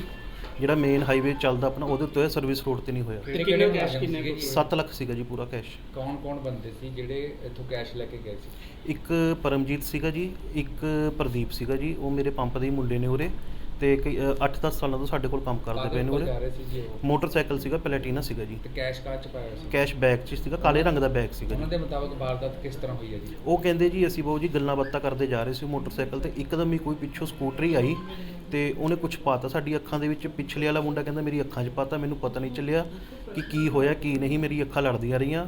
ਤੇ ਜਿਹੜਾ ਮੁਰਲਾ ਮੁੰਡਾ ਸੀਗਾ ਉਹ ਕਹਿੰਦਾ ਜੀ ਮੈਨੂੰ ਵੀ ਨਹੀਂ ਕੁਝ ਸਮਝ ਆਈ, ਮੈਂ ਬੌਂਦਲ ਗਿਆ ਸੀਗਾ, ਮੈਨੂੰ ਕੁਝ ਦਿਖਿਆ ਨਹੀਂਗਾ, ਮੈਂ ਮਗਰ ਭਜਾਇਆ ਵੀ ਮੋਟਰਸਾਈਕਲ ਬਟ ਮੈਨੂੰ ਕੁਝ ਲੱਗਿਆ ਨਹੀਂਗਾ ਕਿ ਚਿੱਟੇ ਰੰਗ ਦੀ ਇਕੱਲੀ ਸਕੂਟਰੀ ਦਿਖੀ ਹੈ ਮੈਨੂੰ ਤੇ 2 ਮੁੰਡੇ ਦਿਖੇ ਨੇ ਜਿਨ੍ਹਾਂ ਨੇ ਮੂੰਹ ਤੇ ਰੁਮਾਲ ਲਪੇਟੇ ਹੋਏ ਸੀ। ਕੈਸ਼ ਕਿੱਥੇ ਲੈ ਕੇ ਜਾ ਰਹੇ ਸੀ? ਕੈਸ਼ ਬੈਂਕ ਕੈਪੀਟਲ ਬੈਂਕ ਦੇ ਵਿੱਚ ਸਾਡੀ ਬ੍ਰਾਂਚ ਉੱਥੇ ਸਾਡਾ ਅਕਾਊਂਟ ਹੈਗਾ, ਉੱਥੇ ਜਮ੍ਹਾਂ ਕਰਾਉਣ ਜਾ ਰਹੇ ਸੀ। ਬਠਿੰਡਾ ਥਾਣਾ ਸਿਵਲ ਲਾਈਨ ਦੇ 2 ਇੰਸਪੈਕਟਰ ਯਾਦਵਿੰਦਰ ਸਿੰਘ ਬਰਾੜ ਇੰਚਾਰਜ ਥਾਣਾ ਸਿਵਲ ਲਾਈਨ ਨੇ ਦੱਸਿਆ ਕਿ ਸਾਡੇ ਥਾਣੇ ਦੇ ਏਰੀਏ ਧੋਬੀਆਣਾ ਵਿਖੇ ਕਾਫੀ ਚੋਰੀਆਂ ਹੋ ਰਹੀਆਂ ਹਨ। ਸਾਡੇ ਵੱਲੋਂ ਪਿਓ ਪੁੱਤ ਅਤੇ ਪਤੀ ਪਤਨੀ ਨੂੰ ਕਾਬੂ ਕਰਕੇ ਉਹਨਾਂ ਕੋਲੋਂ ਚੋਰੀ ਦੇ 14 ਸਿਲੰਡਰ ਅਤੇ 20,000 ਰੁਪਏ ਨਕਦ ਬਰਾਮਦ ਕੀਤੇ ਹਨ। ਇਹਨਾਂ ਨੂੰ ਅੱਜ ਅਦਾਲਤ ਵਿੱਚ ਪੇਸ਼ ਕਰਕੇ ਰਿਮਾਂਡ ਹਾਸਲ ਕੀਤਾ ਜਾਵੇਗਾ ਤੇ ਅੱਗੇ ਤੋਂ ਪੁੱਛਗਿੱਛ ਕੀਤੀ ਜਾਵੇਗੀ। ਮੈਂ ਇੰਸਪੈਕਟਰ ਯਾਦਵਿੰਦਰ ਜੀ, SHO ਸਿਵਲ ਲਾਈਨਸ ਬਠਿੰਡਾ। ਕੱਲ੍ਹ ਅਸੀਂ ਇੱਕ ਚੋਰੀ ਦਾ ਮੁਕੱਦਮਾ ਦਰਜ ਕੀਤਾ ਸੀ FI ਨੰਬਰ 270, ਜਿਹਦੇ ਵਿੱਚ ਅਸੀਂ ਕੁੱਲ 4 ਚੋਰ ਗ੍ਰਿਫਤਾਰ ਕੀਤੇ ਜਿਨ੍ਹਾਂ ਨੇ ਰੈਗੂਲਰਲੀ ਸਾਡੇ ਏਰੀਆ ਦੇ ਵਿੱਚ ਚੋਰੀਆਂ ਕਰਕੇ ਕਾਫੀ ਕਹਿਰ ਮਚਾਇਆ ਹੋਇਆ ਸੀ। ਇਹ ਚੋਰਾਂ ਤੋਂ ਅਸੀਂ ਕੁੱਲ 14 ਸਿਲੰਡਰ ਰਿਕਵਰ ਕਰ ਚੁੱਕੇ ਹਾਂ, 20,000 ਰੁਪਇਆ ਰਿਕਵਰ ਕਰ ਚੁੱਕੇ ਹਾਂ। ਹੁਣ ਅਸੀਂ ਇਹਨਾਂ ਦਾ ਪੁਲਿਸ ਰਿਮਾਂਡ ਲੈ ਰਹੇ ਹਾਂ, ਜਿਸ 'ਚ ਸਾਨੂੰ ਉਮੀਦ ਆ ਕਿ ਅਸੀਂ ਹੋਰ ਵੀ ਕਾਫੀ ਰਿਕਵਰੀਜ਼ ਕਰਨ 'ਚ ਕਾਮਯਾਬ ਹੋਵਾਂਗੇ। ਇਸ ਪੁੱਤ ਵੀ ਇਹਦੇ ਵਿੱਚ ਹੈ, ਪਤੀ ਪਤਨੀ? ਹਾਂਜੀ ਬਿਲਕੁਲ। ਇਸ ਦੇ ਵਿੱਚ ਭਿੰਦਰ ਪਰੇਸ਼ਾਨੀ ਨਾਮ ਦਾ ਇੱਕ ਚੋਰ ਹੈਗਾ ਜੀ, ਉਸ ਦਾ ਬੇਟਾ, ਇੱਕ ਸੰਜੂ ਆ, ਉਸ ਦੀ ਵਾਈਫ, ਇੱਕ ਮਤਲਬ ਇੱਕ ਪਿਓ ਪੁੱਤ ਤੇ ਇੱਕ ਹਸਬੈਂਡ ਵਾਈਫ ਹੈਗੇ ਆ। ਇੱਕ ਹੋਰ ਮੁਕੱਦਮੇ ਦੇ ਵਿੱਚ ਅਸੀਂ 2 ਜਾਣੇ ਸੁਰਿੰਦਰ ਮਟਰੀ ਤੇ ਗੁਰਪ੍ਰੀਤ ਸਿੰਘ ਅੱਲਾਗੌੜ ਅਸੀਂ ਅਰੈਸਟ ਕੀਤੇ ਆ, ਜੋ ਨਸ਼ਾ ਕਰਨ ਦੇ ਆਦੀ ਹੈਗੇ ਆ। ਸੋ ਪਿਛਲੇ ਦਿਨਾਂ 'ਚ ਇਹ ਸਿਵਲ ਲਾਈਨ ਥਾਣੇ ਦੀ ਕਾਰਗੁਜ਼ਾਰੀ ਹੈਗੀ ਆ। ਇਹਨਾਂ ਤੋਂ ਹੋਰ ਆਪਣਾ ਰਿਮਾਂਡ ਵੀ ਹਾਸਲ ਕੀਤਾ ਜਾਏਗਾ? ਬਿਲਕੁਲ ਜੀ, ਅਸੀਂ ਇਹਨਾਂ ਪੁਲਿਸ ਰਿਮਾਂਡ ਅੱਜ ਲੈ ਰਹੇ ਹਾਂ। ਉਸ ਤੋਂ ਬਾਅਦ ਇਹਨਾਂ ਤੋਂ ਕੋਸ਼ਿਸ਼ ਕਰਾਂਗੇ ਵੱਧ ਤੋਂ ਵੱਧ ਰਿਕਵਰੀ ਕਰ ਸਕੀਏ। ਜਿੰਨੀਆਂ ਵੀ ਇਹਨਾਂ ਨੇ ਵਾਰਦਾਤਾਂ ਕੀਤੀਆਂ ਸਾਰੀਆਂ ਟਰੇਸ ਕਰੀਏ ਆਪਣੇ ਏਰੀਏ ਜਾਂ ਨਾਲ ਦੇ ਲੱਗਦੇ ਥਾਣੇ ਦੇ ਏਰੀਏ। ਤਰਨਤਾਰਨ ਦੀ ਇੱਕ ਮੰਦਭਾਗੀ ਘਟਨਾ ਗੁਰਹਰ ਸਹਾਇ ਵਿਖੇ ਵਾਪਰ ਗਈ, ਜਿੱਥੇ ਸੜਕ ਹਾਦਸਾ ਓਵਰਬ੍ਰਿਜ ਤੇ ਪੇਸ਼ ਆਇਆ, ਜਿੱਥੇ ਮੋਟਰਸਾਈਕਲ ਨੌਜਵਾਨ ਘੋੜਾ ਟਰਾਲੇ ਦੇ ਹੇਠਾਂ ਆਉਣ ਕਾਰਨ ਉਸ ਨੌਜਵਾਨ ਦੀ ਮੌਕੇ ਤੇ ਮੌਤ ਹੋ ਗਈ। ਪੈਸੇ ਲੈ ਅੱਛਾ ਜੀ ਬੁੱਢੇ ਕੋਲੋਂ, ਠੀਕ ਹੈ, ਹਾਂਜੀ ਪੈਸੇ ਲੈ ਕੇ ਤੇ ਪਤਾ ਨਹੀਂ ਵਾਪਸੀ ਆਉਂਦਾ ਪਿਆ ਸੀ ਕਿ ਕਿਵੇਂ ਹੋਇਆ। ਕੀ ਨਾਮ ਕੀ ਹੈ ਮੁੰਡੇ ਦਾ? ਇਹ ਮੁੰਡੇ ਦਾ ਨਾਮ ਬੋਗੀ, ਮੇਰਾ ਨਾਮ ਹੈਗਾ ਮੰਗਲ ਰਾਮ। ਉਮਰ ਕਿੰਨੀ ਬੱਚੇ ਦੀ? ਉਮਰ 15-17 ਸਾਲ। ਅੱਛਾ, ਪੁਲ ਚੜ ਰਿਹਾ ਸੀ ਕਿ ਉਤਰ ਰਿਹਾ ਸੀਗਾ? ਪਤਾ ਨਹੀਂ, ਆਪਾਂ ਨਹੀਂ ਵੇਖਿਆ, ਮੋਟਰਸਾਈਕਲ ਉਹ ਖੜਾ ਹੈ, ਪੁਲ ਤੋਂ ਚੜਦਾ ਪਿਆ ਸੀ। ਤੁਹਾਨੂੰ ਕਿਵੇਂ ਪਤਾ ਲੱਗਿਆ ਜੀ?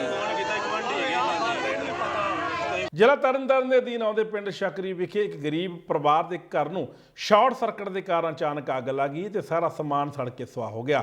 ਹੁਣ ਗਰੀਬ ਪਰਿਵਾਰ ਮਦਦ ਦੀ ਗੁਹਾਰ ਲਗਾ ਰਿਹਾ ਹੈ। ਹਾਂਜੀ ਮਾਤਾ, ਕੀ ਨਾਮ? ਸੰਦੀਪ ਕੌਰ।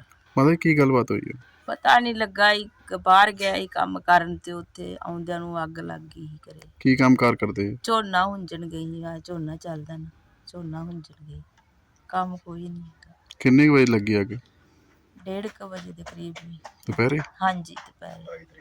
ਫਿਰ ਤੁਹਾਨੂੰ ਕਿਵੇਂ ਪਤਾ ਲੱਗਾ? ਜਦੋਂ ਮੈਂ ਬਾਹਰੋਂ ਆਈ ਨਾ, ਫਿਰ ਆਣ ਕੇ ਵੇਖਿਆ ਧੂਆਂ ਹੋਇਆ ਹੀ। ਕਰੇ 1:30 ਵਜੇ ਨਾ ਇੱਥੇ ਅੱਗ ਲੱਗ ਗਈ ਆ। ਅੰਦਰੋਂ ਇਹ ਬੱਤੀ ਦੀ ਤਾਰ ਕੋਈ ਸਪਾਰਕ ਕਰਕੇ ਚੰਗਿਆੜਾ ਡਿੱਗ ਕੇ ਤੇ ਅੰਦਰ ਬਹੁਤ ਜ਼ਿਆਦਾ ਸਮਾਨ ਲੂਸ ਗਿਆ, ਜਿਹੜਾ ਕੋਈ ਵੀ ਸਾਰਾ ਹੀ ਲੀੜਾ ਕੱਪੜਾ ਜੋ ਵੀ ਚੀਜ਼ ਸੀ ਸਾਰੇ ਸੜ ਗਏ, ਸਵਾਹ ਹੋ ਗਈ ਆ। 31 ਅਕਤੂਬਰ 1984 ਨੂੰ ਉਸ ਵੇਲੇ ਦੀ ਪ੍ਰਧਾਨ ਮੰਤਰੀ ਨੂੰ ਮੌਤ ਦੇ ਘਾਟ ਉਤਾਰਨ ਵਾਲੀ ਭਾਈ ਸਤਵੰਤ ਸਿੰਘ, ਭਾਈ ਬੇਅੰਤ ਸਿੰਘ ਅਤੇ ਭਾਈ ਕੇਹਰ ਸਿੰਘ ਦੀ 38ਵੀਂ ਸ਼ਹੀਦੀ ਬਰਸੀ ਜ਼ਿਲ੍ਹਾ ਗੁਰਦਾਸਪੁਰ ਦੇ ਪਿੰਡ ਅਗਵਾਨ ਵਿਖੇ ਸਿੱਖ ਸੰਗਤ ਵੱਲੋਂ ਮਨਾਈ ਗਈ। ਇਸ ਵਿੱਚ ਵਿਸ਼ੇਸ਼ ਤੌਰ ਤੇ ਵਾਰਸ ਪੰਜਾਬ ਜਥੇਬੰਦੀ ਦੇ ਮੁਖੀ ਭਾਈ ਅਮਰਤਪਾਲ ਸਿੰਘ ਉਚੇਚੇ ਤੌਰ ਤੇ ਹਾਜ਼ਰ ਹੋਏ। ਦੇਖੋ, ਇਹਨਾਂ ਸਮਾਗਮਾਂ ਤੋਂ ਹਕੂਮਤ ਨੂੰ ਇੱਕ ਸੇਧ ਜ਼ਰੂਰ ਲੈਣੀ ਚਾਹੀਦੀ ਹੈ ਵੀ ਖਾਲਸੇ ਨਾਲ ਜਿਹੜਾ ਵੀ ਬੰਦਾ ਟੱਕਰਿਆ, ਅਜੇ ਤੱਕ ਗੁਰੂ ਘਰ ਨਾਲ ਜਿਹਨੇ ਮੱਥਾ ਲਾਇਆ ਉਹਦਾ ਵਜੂਦ ਖਤਮ ਹੋ ਗਿਆ, ਉਹਦਾ ਕੁਲ ਨਾਸ ਹੋ ਗਿਆ, ਬੰਸ ਨਾਸ ਹੋ ਗਿਆ। ਸੋ ਇਸ ਕਰਕੇ ਖਾਲਸਾ ਜਿਹੜਾ ਵਾ ਗੁਰੂ ਨੇ ਸਾਜਿਆ, ਇਹਨੂੰ ਕੋਈ ਖਤਮ ਨਹੀਂ ਕਰ ਸਕਦਾ, ਇਹਦੀ ਜੜ ਪਤਾਲ ਤੋਂ ਵੀ ਡੂੰਘੀ ਹੈ। ਇਹ ਜਿਨ੍ਹਾਂ ਨੇ ਵਹਿਮ ਪਾਲਿਆ ਸੀ ਵੀ ਅਸੀਂ ਤਖਤ ਢਾਹ ਕੇ ਤੇ ਕੌਮ ਨੂੰ ਖਤਮ ਕਰ ਦੇਣਾ ਹੈ, ਉਹਨਾਂ ਨੂੰ ਖਾਲਸੇ ਨੇ ਦੱਸਿਆ ਵੀ ਸਿਰ ਤੋਂ ਲਾਈ ਹੋਈ ਪੱਗ ਕਿਵੇਂ ਮੁੜ ਕੇ ਸਿਰ ਤੇ ਬੰਨੀ ਦੀ ਹੈ, ਹੱਕ ਕਿਵੇਂ ਲਈਦਾ ਹੈ। ਇਹਨਾਂ ਸਮਾਗਮਾਂ ਦੇ ਵਿੱਚ ਹਰ ਨੌਜਵਾਨ ਨੂੰ ਸ਼ਾਮਲ ਹੋਣਾ ਚਾਹੀਦਾ ਹੈ। 47 ਤੋਂ ਪਹਿਲਾਂ ਦੇ ਸ਼ਹੀਦ ਤੇ 47 ਤੋਂ ਬਾਅਦ ਦੇ ਸ਼ਹੀਦਾਂ ਸਾਡੇ ਲਈ ਕੋਈ ਫਰਕ ਨਹੀਂ। ਅਸੀਂ ਵਰਤਮਾਨ ਸ਼ਹੀਦਾਂ ਨੂੰ ਵੀ ਸਤਿਕਾਰ ਕਰਦੇ ਹਾਂ, ਪਹਿਲਿਆਂ ਨੂੰ ਵੀ ਕਰਦੇ ਹਾਂ। ਉਹਨਾਂ ਦੇ ਸਮਾਗਮਾਂ ਦੇ ਵਿੱਚ ਤੇ ਸਰਕਾਰ ਵੀ ਜਾਂਦੀ ਹੈ, ਪਰ ਅਸੀਂ ਸਰਕਾਰ ਨੂੰ ਕਹਿੰਦੇ ਹਾਂ ਵੀ ਜੇ ਆਪਣੀਆਂ ਪਿਛਲੀਆਂ ਗਲਤੀਆਂ ਤੋਂ ਸਿੱਖਣਾ ਹੈ ਤੇ ਇਹਨਾਂ ਸਮਾਗਮਾਂ 'ਚ ਵੀ ਆਇਆ ਕਰੋ। ਆ ਕੇ ਵੇਖੋ ਵੀ ਕੌਮ ਇਹਨਾਂ ਦਾ ਕਿਵੇਂ ਸਤਿਕਾਰ ਕਰਦੀ। ਤੁਸੀਂ ਤੇ ਫਾਂਸੀਆਂ ਤੇ ਟੰਗੇ, ਤੁਸੀਂ ਕਿਹਾ ਵੀ ਅੱਤਵਾਦੀ ਨੇ, ਤੁਸੀਂ ਗੋਲੀਆਂ ਨਾਲ ਸ਼ਹੀਦ ਕੀਤੇ, ਪਰ ਕੌਮ ਨੇ ਇਹਨਾਂ ਨੂੰ ਪੂਜਦੀ ਹੈ, ਸਾਡੇ ਸ਼ਹੀਦਾਂ ਨੂੰ। ਸੋ ਇਹਨਾਂ ਸਮਾਗਮਾਂ ਤੇ ਇਹਨਾਂ ਅਸਥਾਨਾਂ ਦੇ ਉੱਤੇ ਸੰਗਤਾਂ ਨੂੰ ਵੱਧ ਚੜ੍ਹ ਕੇ ਪਹੁੰਚਣਾ ਚਾਹੀਦਾ ਹੈ। ਇਹ ਅਸੀਂ ਕਿਉਂ ਕਰਦੇ ਹਾਂ ਇਸ ਕਰਕੇ ਵੀ ਮੌਜੂਦਾ ਸੰਘਰਸ਼ ਦੇ ਵਿੱਚ ਜਿਹੜਾ ਸੰਤ ਗਿਆਨੀ ਜਰਨੈਲ ਸਿੰਘ ਖਾਲਸਾ ਭਿੰਡਰਾਲੇ ਨੇ ਤੋਰਿਆ ਸੀ, ਉਹ ਸੰਘਰਸ਼ ਸਾਡੀ ਆਜ਼ਾਦੀ ਦਾ ਸੰਘਰਸ਼ ਹੈ। ਉਹ ਸੰਘਰਸ਼ 'ਚ ਸ਼ਹੀਦ ਹੋਏ ਸਾਰੇ ਸਿੱਖ ਜਿਹੜੇ ਨੇ, ਉਹ ਅੱਜ ਉਹਨਾਂ ਦੇ ਸਥਾਨਾਂ ਤੇ ਉਹਨਾਂ ਦੇ ਸਮਾਗਮਾਂ ਤੇ ਪਹੁੰਚਣ ਦੀ ਕੌਮ ਨੂੰ ਵੱਡੇ ਪੱਧਰ ਤੇ ਲੋੜ ਹੈ। ਜੇ ਗੁਲਾਮੀ ਦੂਰ ਕਰਨੀ ਹੈ ਤੇ ਅੱਜ ਦੇ ਸ਼ਹੀਦਾਂ ਦੇ ਪਿੱਛੇ ਲੱਗ ਕੇ ਉਹਨਾਂ ਨੂੰ ਸਿੱਧਾ ਐਮਪੀ ਰਮਨੀਤ ਬਿੱਟੂ ਨੇ ਕੱਲ ਦੇ ਦਰਬਾਰ ਸਾਹਿਬ ਦਾ ਜੋ ਵੀ ਉੱਥੇ ਅੰਮ੍ਰਿਤਪਾਨ ਹੋਇਆ ਉਹਨੂੰ ਲੈ ਕੇ ਇੱਕ ਬਿਆਨ ਦਿੱਤਾ ਹੈ ਕਿ ਭਾਈ ਅੰਮ੍ਰਿਤਪਾਲ ਸਿੰਘ ਆਪਣੇ ਮੁਸਟੰਡੇ ਗਿਆ, ਉਹਨੇ ਮੁਸਟੰਡਿਆਂ ਨਾਲ ਹਥਿਆਰਾਂ ਨੂੰ ਲੈ ਕੇ ਦਰਬਾਰ ਸਾਹਿਬ ਗਿਆ। ਹੁਣ ਮਰਿਆਦਾ ਕਿੱਥੇ ਗਈ? ਦੇਖੋ, ਉਹਨੂੰ ਕਹੋ ਵੀ ਤੁਹਾਡੀ ਜਿਹਨੂੰ ਮਾਂ ਬਣਾਇਆ ਇੰਦਰਾ ਗਾਂਧੀ, ਉਹਨੇ ਟੈਂਕ ਤੋਪਾਂ ਘੱਲ ਦਿੱਤੇ ਸੀ ਦਰਬਾਰ ਸਾਹਿਬ 'ਚ ਹਮਲਾ ਕਰਨ ਵਾਸਤੇ। ਅਸੀਂ ਸ਼ਸਤਰ ਰੱਖੇ ਨੇ ਗੁਰੂ ਦੇ ਹੁਕਮ 'ਚ, ਦਰਬਾਰ ਸਾਹਿਬ ਜਾ ਕੇ ਗੋਲੀ ਚਲਾ ਦਿੱਤੀ ਹੈ। ਇਹਨਾਂ ਨੂੰ ਇਹ ਕਹੋ ਵੀ ਮੁਸਟੰਡੇ ਤੁਹਾਨੂੰ ਤਾਂ ਲੱਗਣੇ ਹੀ ਆ।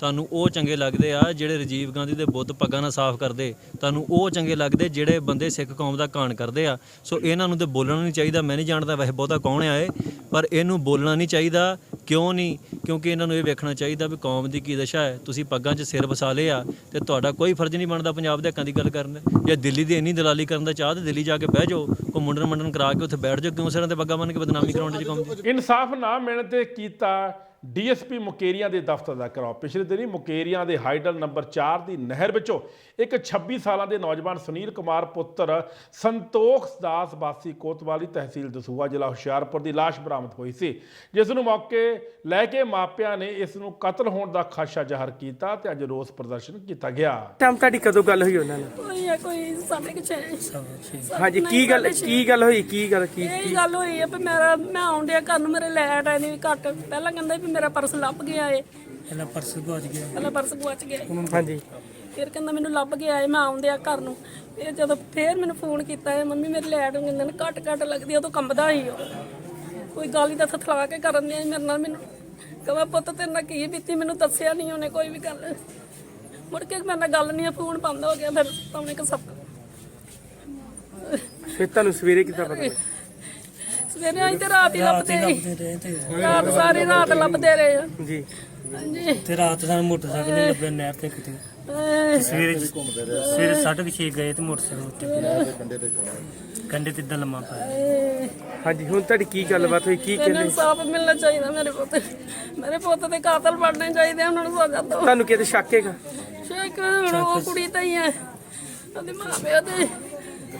ਰਾਜਪੁਰਾ ਦੇ ਪਿੰਡ ਜਨਸੂਹੀ ਦੀ ਰਸ਼ਮੀਤ ਕੌਰ ਜੱਜ ਬਣਨ ਤੋਂ ਬਾਅਦ ਅੱਜ ਪਹਿਲੀ ਵਾਰ ਸਕਾਲਰ ਸਕੂਲ ਦੇ ਵਿੱਚ ਪਹੁੰਚਣ ਤੇ ਸਨਮਾਨ ਕੀਤਾ ਗਿਆ। ਇਸ ਮੌਕੇ ਸਕਾਲਰਸ ਪਬਲਿਕ ਸਕੂਲ ਦੇ ਵਿੱਚ ਰਸ਼ਮੀਤ ਨੇ ਜੱਜ ਬਣਨ ਤੋਂ ਬਾਅਦ ਸਕੂਲੀ ਬੱਚਿਆਂ ਵੱਲੋਂ ਕੀਰਤਨ ਕਰਕੇ ਪ੍ਰਮਾਤਮਾ ਦਾ ਸ਼ੁਕਰਾਨਾ ਕੀਤਾ। ਇਸ ਮੌਕੇ ਗੱਲਬਾਤ ਕਰਦਿਆਂ ਜੱਜ ਬਣੀ ਰਸ਼ਮੀਤ ਕੌਰ ਨੇ ਦੱਸਿਆ ਕਿ ਅੱਜ ਉਹਨਾਂ ਨੇ ਇਸੇ ਸਕੂਲ ਤੋਂ 5ਵੀਂ ਜਮਾਤ ਤੋਂ ਆਪਣੀ ਪੜ੍ਹਾਈ ਸ਼ੁਰੂ ਕੀਤੀ ਸੀ। ਉਹਨਾਂ ਕਿਹਾ ਕਿ 5 ਜਮਾਤਾਂ ਉਹਨਾਂ ਨੇ ਪੰਜਾਬ ਬੋਰਡ ਦੇ ਸਕੂਲਾਂ ਵਿੱਚ ਪੜ੍ਹ ਕੇ ਜਦੋਂ ਸਕਾਲਰ ਪਬਲਿਕ ਸਕੂਲ ਵਿੱਚ ਪਹੁੰਚੀ ਸੀ ਤਾਂ ਉਸ ਨੂੰ ਇੰਗਲਿਸ਼ ਵੀ ਨਹੀਂ ਆਉਂਦੀ ਸੀ। ਸਰ ਅੱਜ ਮੈਂ ਉਸੇ ਸਕੂਲ 'ਚ ਹਾਂ ਜਿੱਥੋਂ ਮੇਰਾ ਸਭ ਕੁਝ ਬਿਲਡ ਹੋਇਆ। ਇੱਕ ਚੀਜ਼ ਇੱਕ ਜੋ ਵੀ ਮੇਰੇ ਚਾਹੇ ਗੁਣ ਹੈ, ਚਾਹੇ ਮੋਰਲ ਵੈਲਿਊਜ਼ ਹੈ, ਚਾਹੇ ਮੇਰੀ ਸਟੱਡੀ ਬੇਸਿਸ ਹੈ, ਉਹ ਸਭ ਕੁਝ ਮੈਨੂੰ ਇਸ ਸਕੂਲ ਦੀ ਦੇਣ ਹੈ। ਤਾਂ ਅੱਜ ਮੈਂ ਕਾਫੀ ਸਾਲਾਂ ਬਾਅਦ ਇੱਥੇ ਆ ਕੇ ਮੈਨੂੰ ਬਹੁਤ ਵਧੀਆ ਫੀਲ ਲੱਗ ਰਿਹਾ ਮੇਰੇ ਟੀਚਰਸ ਨੂੰ ਮਿਲ ਕੇ, ਮੇਰੇ ਪ੍ਰਿੰਸੀਪਲ ਮੈਮ ਨੂੰ ਮਿਲ ਕੇ, ਕਿ ਕਿਸ ਤਰ੍ਹਾਂ ਉਹਨਾਂ ਨੇ ਮਿਹਨਤ ਕਰਕੇ ਅੱਜ ਇਸ ਮੁਕਾਮ ਤੱਕ ਖੜੇ ਕਰ ਦਿੱਤਾ। ਕਿਉਂਕਿ ਮੇਰੇ 'ਚ ਕੁਝ ਐਸਾ ਨਹੀਂ ਸੀਗਾ ਕਿ ਮੈਂ ਇਸ ਮੁਕਾਮ ਤੱਕ ਪਹੁੰਚ ਸਕਦੀ, ਪਰ ਇਹਨਾਂ ਨੇ ਦਿਨ ਰਾਤ ਮੇਰੇ 'ਤੇ ਮਿਹਨਤ ਕੀਤੀ ਹੈ। ਤਾਂ ਉਹੀ ਮੈਂ ਇੱਥੇ ਮੈਸੇਜ ਹੀ ਦੇਣਾ ਸੀ ਬੱਚਿਆਂ ਨੂੰ ਕਿ ਤੁਸੀਂ ਐਸੀ ਗੋਲਡਨ ਅਪੋਰਚੁਨਿਟੀ ਹੈ ਤੁਹਾਡੇ ਕੋਲ, ਇੰਨਾ ਬੈਸਟ ਸਕੂਲ ਹੈ ਕਿ ਇਹਦੀ ਸਰਵਿਸਿਜ਼ ਅਵੇਲ ਕਰੋ। ਟੀਚਰਸ ਨੂੰ ਗੁਰੂ ਮੰਨੋ ਤੇ ਉਹਨਾਂ ਦੀ ਬਿਲਕੁਲ ਜੋ ਉਹ ਪ੍ਰੋਵਾਈਡ ਕਰਦੇ ਨੇ, ਜੋ ਉਹਨਾਂ ਦੀ ਐਜੂਕੇਸ਼ਨ, ਜੋ ਉਹਨਾਂ ਦੀ ਵੈਲਿਊਜ਼, ਉਹ ਸਾਰੀਆਂ ਆਪਣੇ ਆਪ ਲਓ, ਕਿਉਂਕਿ ਉਹਨਾਂ ਨੇ ਹੀ ਤੁਹਾਨੂੰ ਲਾਈਫ 'ਚ ਅੱਗੇ ਲੈ ਕੇ ਜਾਣਾ ਹੈ। ਕਈ ਵਾਰ ਸੋਚਿਆ ਜਾਂਦਾ, ਕਈ ਵਾਰ ਦੇਖਿਆ ਵੀ ਜਾਂਦਾ ਵੀ ਜਿਹੜੇ ਫੈਮਿਲੀ ਵਿੱਚ ਕੋਈ ਡਾਕਟਰ ਹੁੰਦਾ ਤਾਂ ਬੱਚੇ ਡਾਕਟਰ ਬਣਦੇ ਆ, ਜੇ ਜੱਜ ਨੇ ਤਾਂ ਕਿ ਜੱਜ ਬਣਦੇ ਆ। ਤੁਹਾਡੀ ਫੈਮਿਲੀ ਬੈਕਗ੍ਰਾਉਂਡ ਕੀ? ਸਰ ਮੇਰੇ ਫਾਦਰ ਖੇਤੀ ਕਰਦੇ ਹੈ ਔਰ ਮੰਮੀ ਹੋਮ ਮੇਕਰ ਹੈ। ਤਾਂ ਮੇਰੀ ਫੈਮਿਲੀ 'ਚ ਤਾਂ ਕੋਈ ਡਾਕਟਰ ਵੀ ਕੋਈ ਦੂਰ ਤੋਂ ਹੈ ਨਹੀਂ, ਤਾਂ ਇਹ ਜੱਜ ਤਾਂ ਬਹੁਤ ਦੂਰ ਦੀ ਗੱਲ ਹੈ। ਤਾਂ ਇਹ ਸਭ ਮੇਰੀ ਸਕੂਲ ਦੀ ਹੀ ਦੇਣ ਹੈ ਕਿ ਕਿਸ ਤਰ੍ਹਾਂ ਉਹਨਾਂ ਨੇ ਮੈਨੂੰ ਇੱਥੋਂ ਤੱਕ ਖੜੇ ਕਰਤਾ ਕਿ ਮੈਂ ਅੱਜ ਉਹਨਾਂ ਦੇ ਵਿੱਚ ਖੜੀ ਹੋ ਪਾਈ ਜਿੱਥੇ ਮੈਂ ਕਦੇ ਸੋਚਿਆ ਨਹੀਂ ਸੀਗਾ। ਹਾਂਜੀ, ਮੈਂ ਬਹੁਤ ਮੁਬਾਰਕਬਾਦ ਦੇਣਾ ਚਾਹੁੰਦਾ ਜੀ ਆਪਣੇ ਸਿਸਟਰ ਨੂੰ, ਬਾਕੀ ਇਹਨਾਂ ਸਕੂਲ ਵਾਲਿਆਂ ਨੂੰ, ਇਹਨਾਂ ਪ੍ਰਿੰਸੀਪਲ ਮੈਮ ਨੂੰ, ਕਿਉਂਕਿ ਸ਼ੁਰੂ ਦੇ ਵਿੱਚ ਹੀ ਮੈਂ ਤੁਹਾਨੂੰ ਦੱਸਣਾ ਚਾਹੁੰਦਾ, ਜਿਵੇਂ ਸਕੂਲ ਦੇ ਵਿੱਚ ਜਦੋਂ ਬੱਚਾ ਪੜ੍ਹਦਾ, ਜਦੋਂ ਸਕੂਲ ਉਸ ਬੱਚੇ ਨੂੰ ਚੁਣ ਕੇ ਅੱਗੇ ਭੇਜਦਾ ਕੰਪੀਟੀਸ਼ਨ ਵਾਸਤੇ, ਤਾਂ ਬੱਚੇ ਦਾ ਜੋ ਹੈ ਆਤਮ ਸਨਮਾਨ ਬਹੁਤ ਉੱਚਾ ਹੋ ਜਾਂਦਾ ਕਿ ਹਾਂ ਮੈਂ ਇਹ ਕਰ ਸਕਦਾ ਹਾਂ। ਤਾਂ ਇਹ ਮੈਡਮ ਸੀਗੇ ਪ੍ਰਿੰਸੀਪਲ ਮੈਮ, ਉਦੋਂ ਵੀ ਮੇਰੀ ਸਿਸਟਰ ਮੈਨੂੰ ਦੱਸਦੀ ਸੀ ਕਿ ਇਹ ਬਹੁਤ ਸਪੋਰਟ ਕਰਦੇ ਸੀਗੇ। ਉਸ ਤੋਂ ਬਾਅਦ ਜਦੋਂ ਹੁਣ ਮੰਨ ਲਓ ਤਿਆਰੀ ਕਰਦੇ ਹੋਏ ਵੀ ਕਦੀ ਡੀਮੋਟੀਵੇਟ ਹੁੰਦੀ ਸੀ, ਤਾਂ ਇਹ ਉਹ ਸਾਰੇ ਆਪਣੇ ਮੈਡਲਸ ਜੋ ਸਕੂਲ 'ਚੋਂ ਪ੍ਰਿੰਸੀਪਲ ਮੈਮ ਇਹਨੂੰ ਮੋਟੀਵੇਟ ਕਰਕੇ ਭੇਜਦੇ ਸੀਗੇ, ਤਾਂ ਉਹ ਦੇਖ ਕੇ ਇਹਨੂੰ ਫਿਰ ਮੋਟੀਵੇਸ਼ਨ ਹੁੰਦਾ ਸੀ ਕਿ ਜੇ ਮੈਂ ਉੱਥੇ ਕਰ ਸਕਦੀ ਸੀ ਤਾਂ ਇੱਥੇ ਵੀ ਮੈਂ ਕਰ ਸਕਦੀ ਹਾਂ। ਸ਼੍ਰੀ ਗੁਰੂ ਗ੍ਰੰਥ ਸਾਹਿਬ ਜੀ ਦਾ ਬਹੁਤ ਕੋਟ ਧੰਨਵਾਦ ਕਰਦੀ ਹਾਂ, ਜਿਨ੍ਹਾਂ ਦੀ ਕਿਰਪਾ ਨਾਲ ਇਹ ਉਹਨਾਂ ਨੇ ਫਲ ਝੋਲੀ ਪਾਇਆ। ਬਾਕੀ ਸਕੂਲ ਟੀਚਰਸ ਪ੍ਰਿੰਸੀਪਲ ਜਿਨ੍ਹਾਂ ਨੇ ਬੁਲਾਇਆ ਵੀ ਹੈ, ਤੇ ਮਤਲਬ ਇਹਨਾਂ ਨੇ ਨੀਂਹ ਵੀ ਇੱਥੋਂ ਦੀ ਬਣੀ ਸੀ। ਜਿੱਦਣ ਇਹਨਾਂ ਐਡਮਿਸ਼ਨ ਲਈ ਸੀ ਮੈਨੂੰ ਕਾਫੀ ਟੈਨਸ਼ਨ ਸੀ ਵੀ ਇਹ ਇੰਗਲਿਸ਼ ਮੀਡੀਅਮ ਹੈ ਤੇ ਇਹ ਮਤਲਬ ਇੱਕ ਪੰਜਾਬੀ ਮੀਡੀਅਮ ਚਾਹੀਏ, ਕਿਵੇਂ ਕਰੇਗੀ, ਕਿਵੇਂ ਇੱਥੇ ਗੱਲ ਵੀ ਇੰਗਲਿਸ਼ 'ਚ ਹੁੰਦੀ ਸੀ ਸਾਰਾ। ਮੈਂ ਕਿਹਾ ਵੀ ਕਿਵੇਂ ਹੋਏਗਾ। ਫਿਰ ਹਫਤੇ ਦੇ ਵਿੱਚ ਇਹਨੇ ਪੂਰਾ ਉਹ ਕਰ ਲਿਆ ਸੀ ਵੀ ਕਹਿੰਦੀ ਮੰਮੀ ਹੁਣ ਮੈਨੂੰ ਕੋਈ ਪ੍ਰੋਬਲਮ ਨਹੀਂ, ਮੈਂ ਕਰ ਲਵਾਂਗੀ। ਤੇ ਫਿਰ ਟੀਚਰ ਨੇ ਵੀ ਐਵੇਂ ਆਪਣੇ ਬੱਚਿਆਂ ਵਾਂਗੂ ਇਹਨੂੰ ਕੀਤਾ। ਪ੍ਰਿੰਸੀਪਲ ਮੈਡਮ ਵੀ ਬਹੁਤ ਪਿਆਰ ਕਰਦੇ ਸੀ, ਸਾਰੇ ਟੀਚਰ ਵੀ।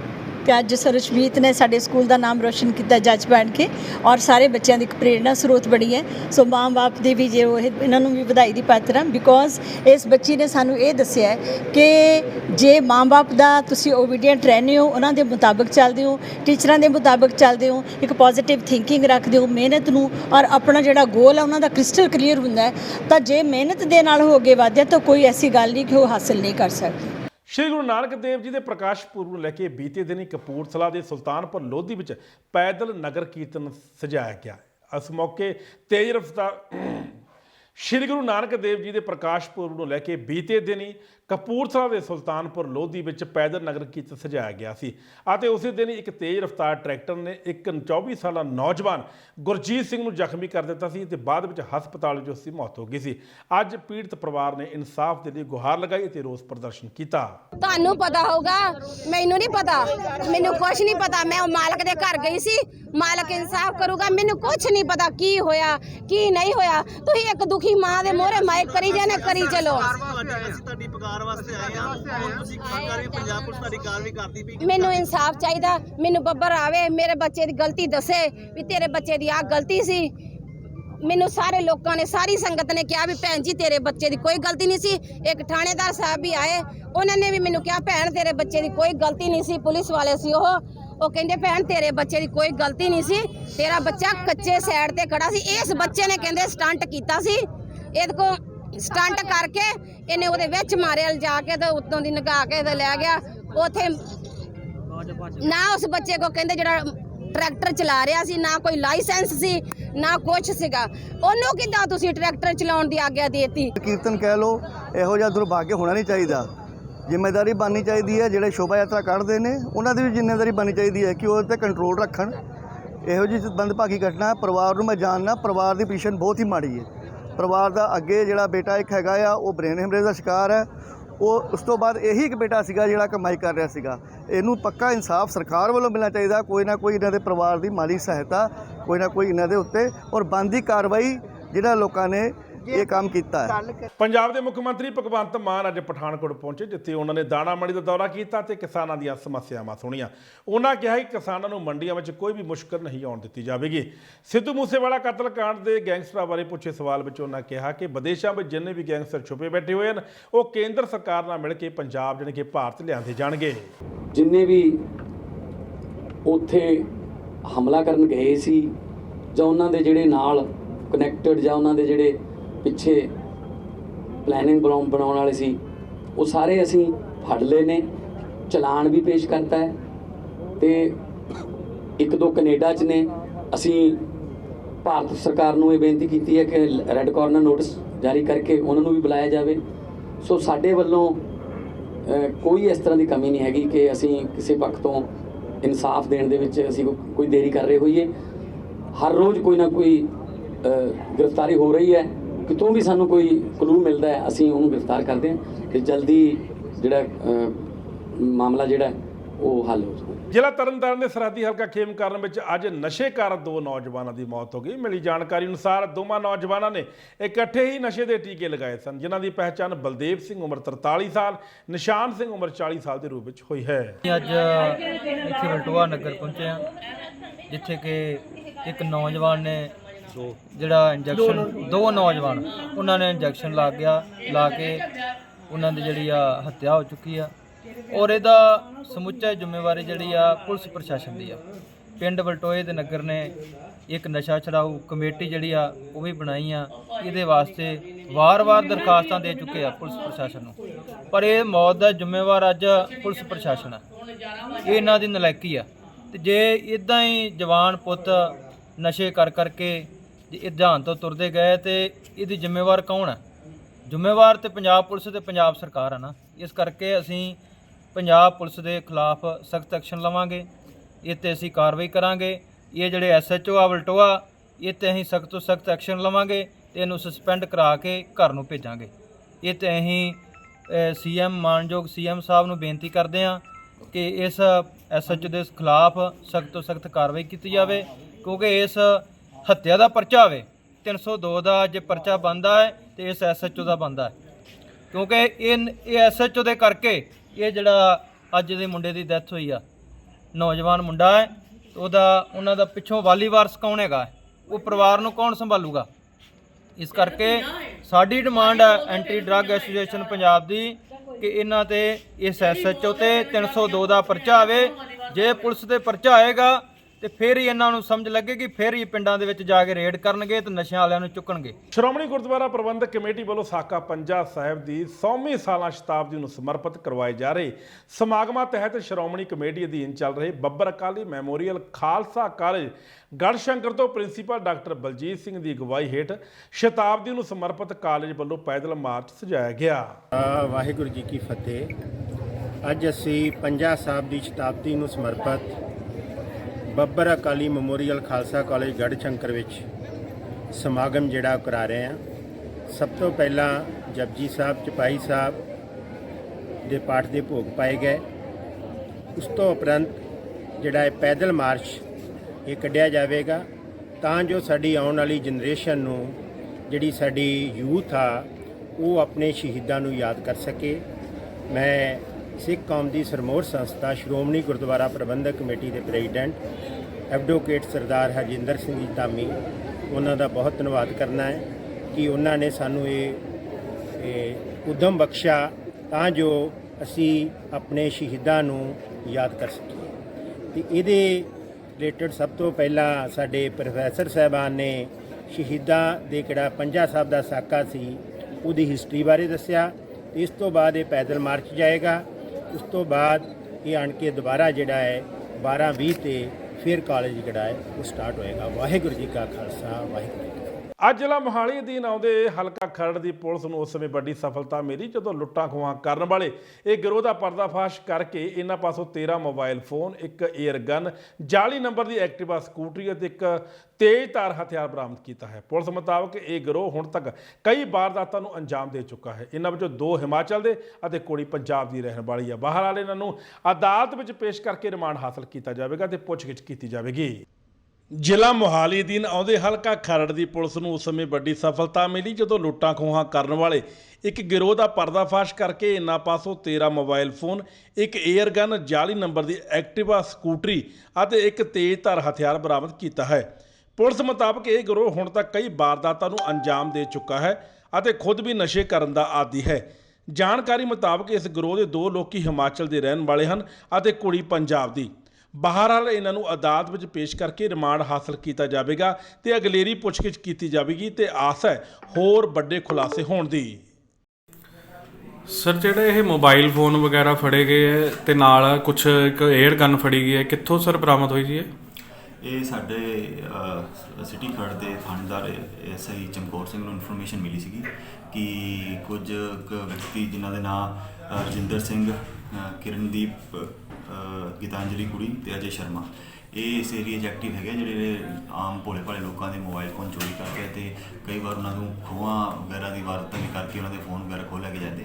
ਉਸ ਇਨਫੋਰਮੇਸ਼ਨ ਦੇ ਆਧਾਰ ਤੇ ਅਸੀਂ ਇੱਕ FIR ਨੰਬਰ 313 ਡੇਟਡ 30/10/2022 ਨੂੰ ਦਿੱਤੀ ਸੀਗੀ, ਜਿਸ FIR ਦੇ ਅਗਾਂਹ ਅਸੀਂ ਇਨਵੈਸਟੀਗੇਟ ਕਰਦੇ ਅਸੀਂ 3 ਦੋਸ਼ੀ ਜਿਹੜੇ ਹੈਗੇ ਫੜੇ ਆ, ਜਿਨ੍ਹਾਂ ਤੁਸੀਂ ਮੋਬਾਈਲ ਫੋਨ ਤੇ ਜਿਹੜੇ ਏਅਰ ਗਨ ਵਗੈਰਾ ਜਿਹੜੀ ਹੈਗੀ ਹੈ ਪਿਸਟਲ ਵਗੈਰਾ ਇਹ ਰਿਕਵਰ ਕੀਤਾ।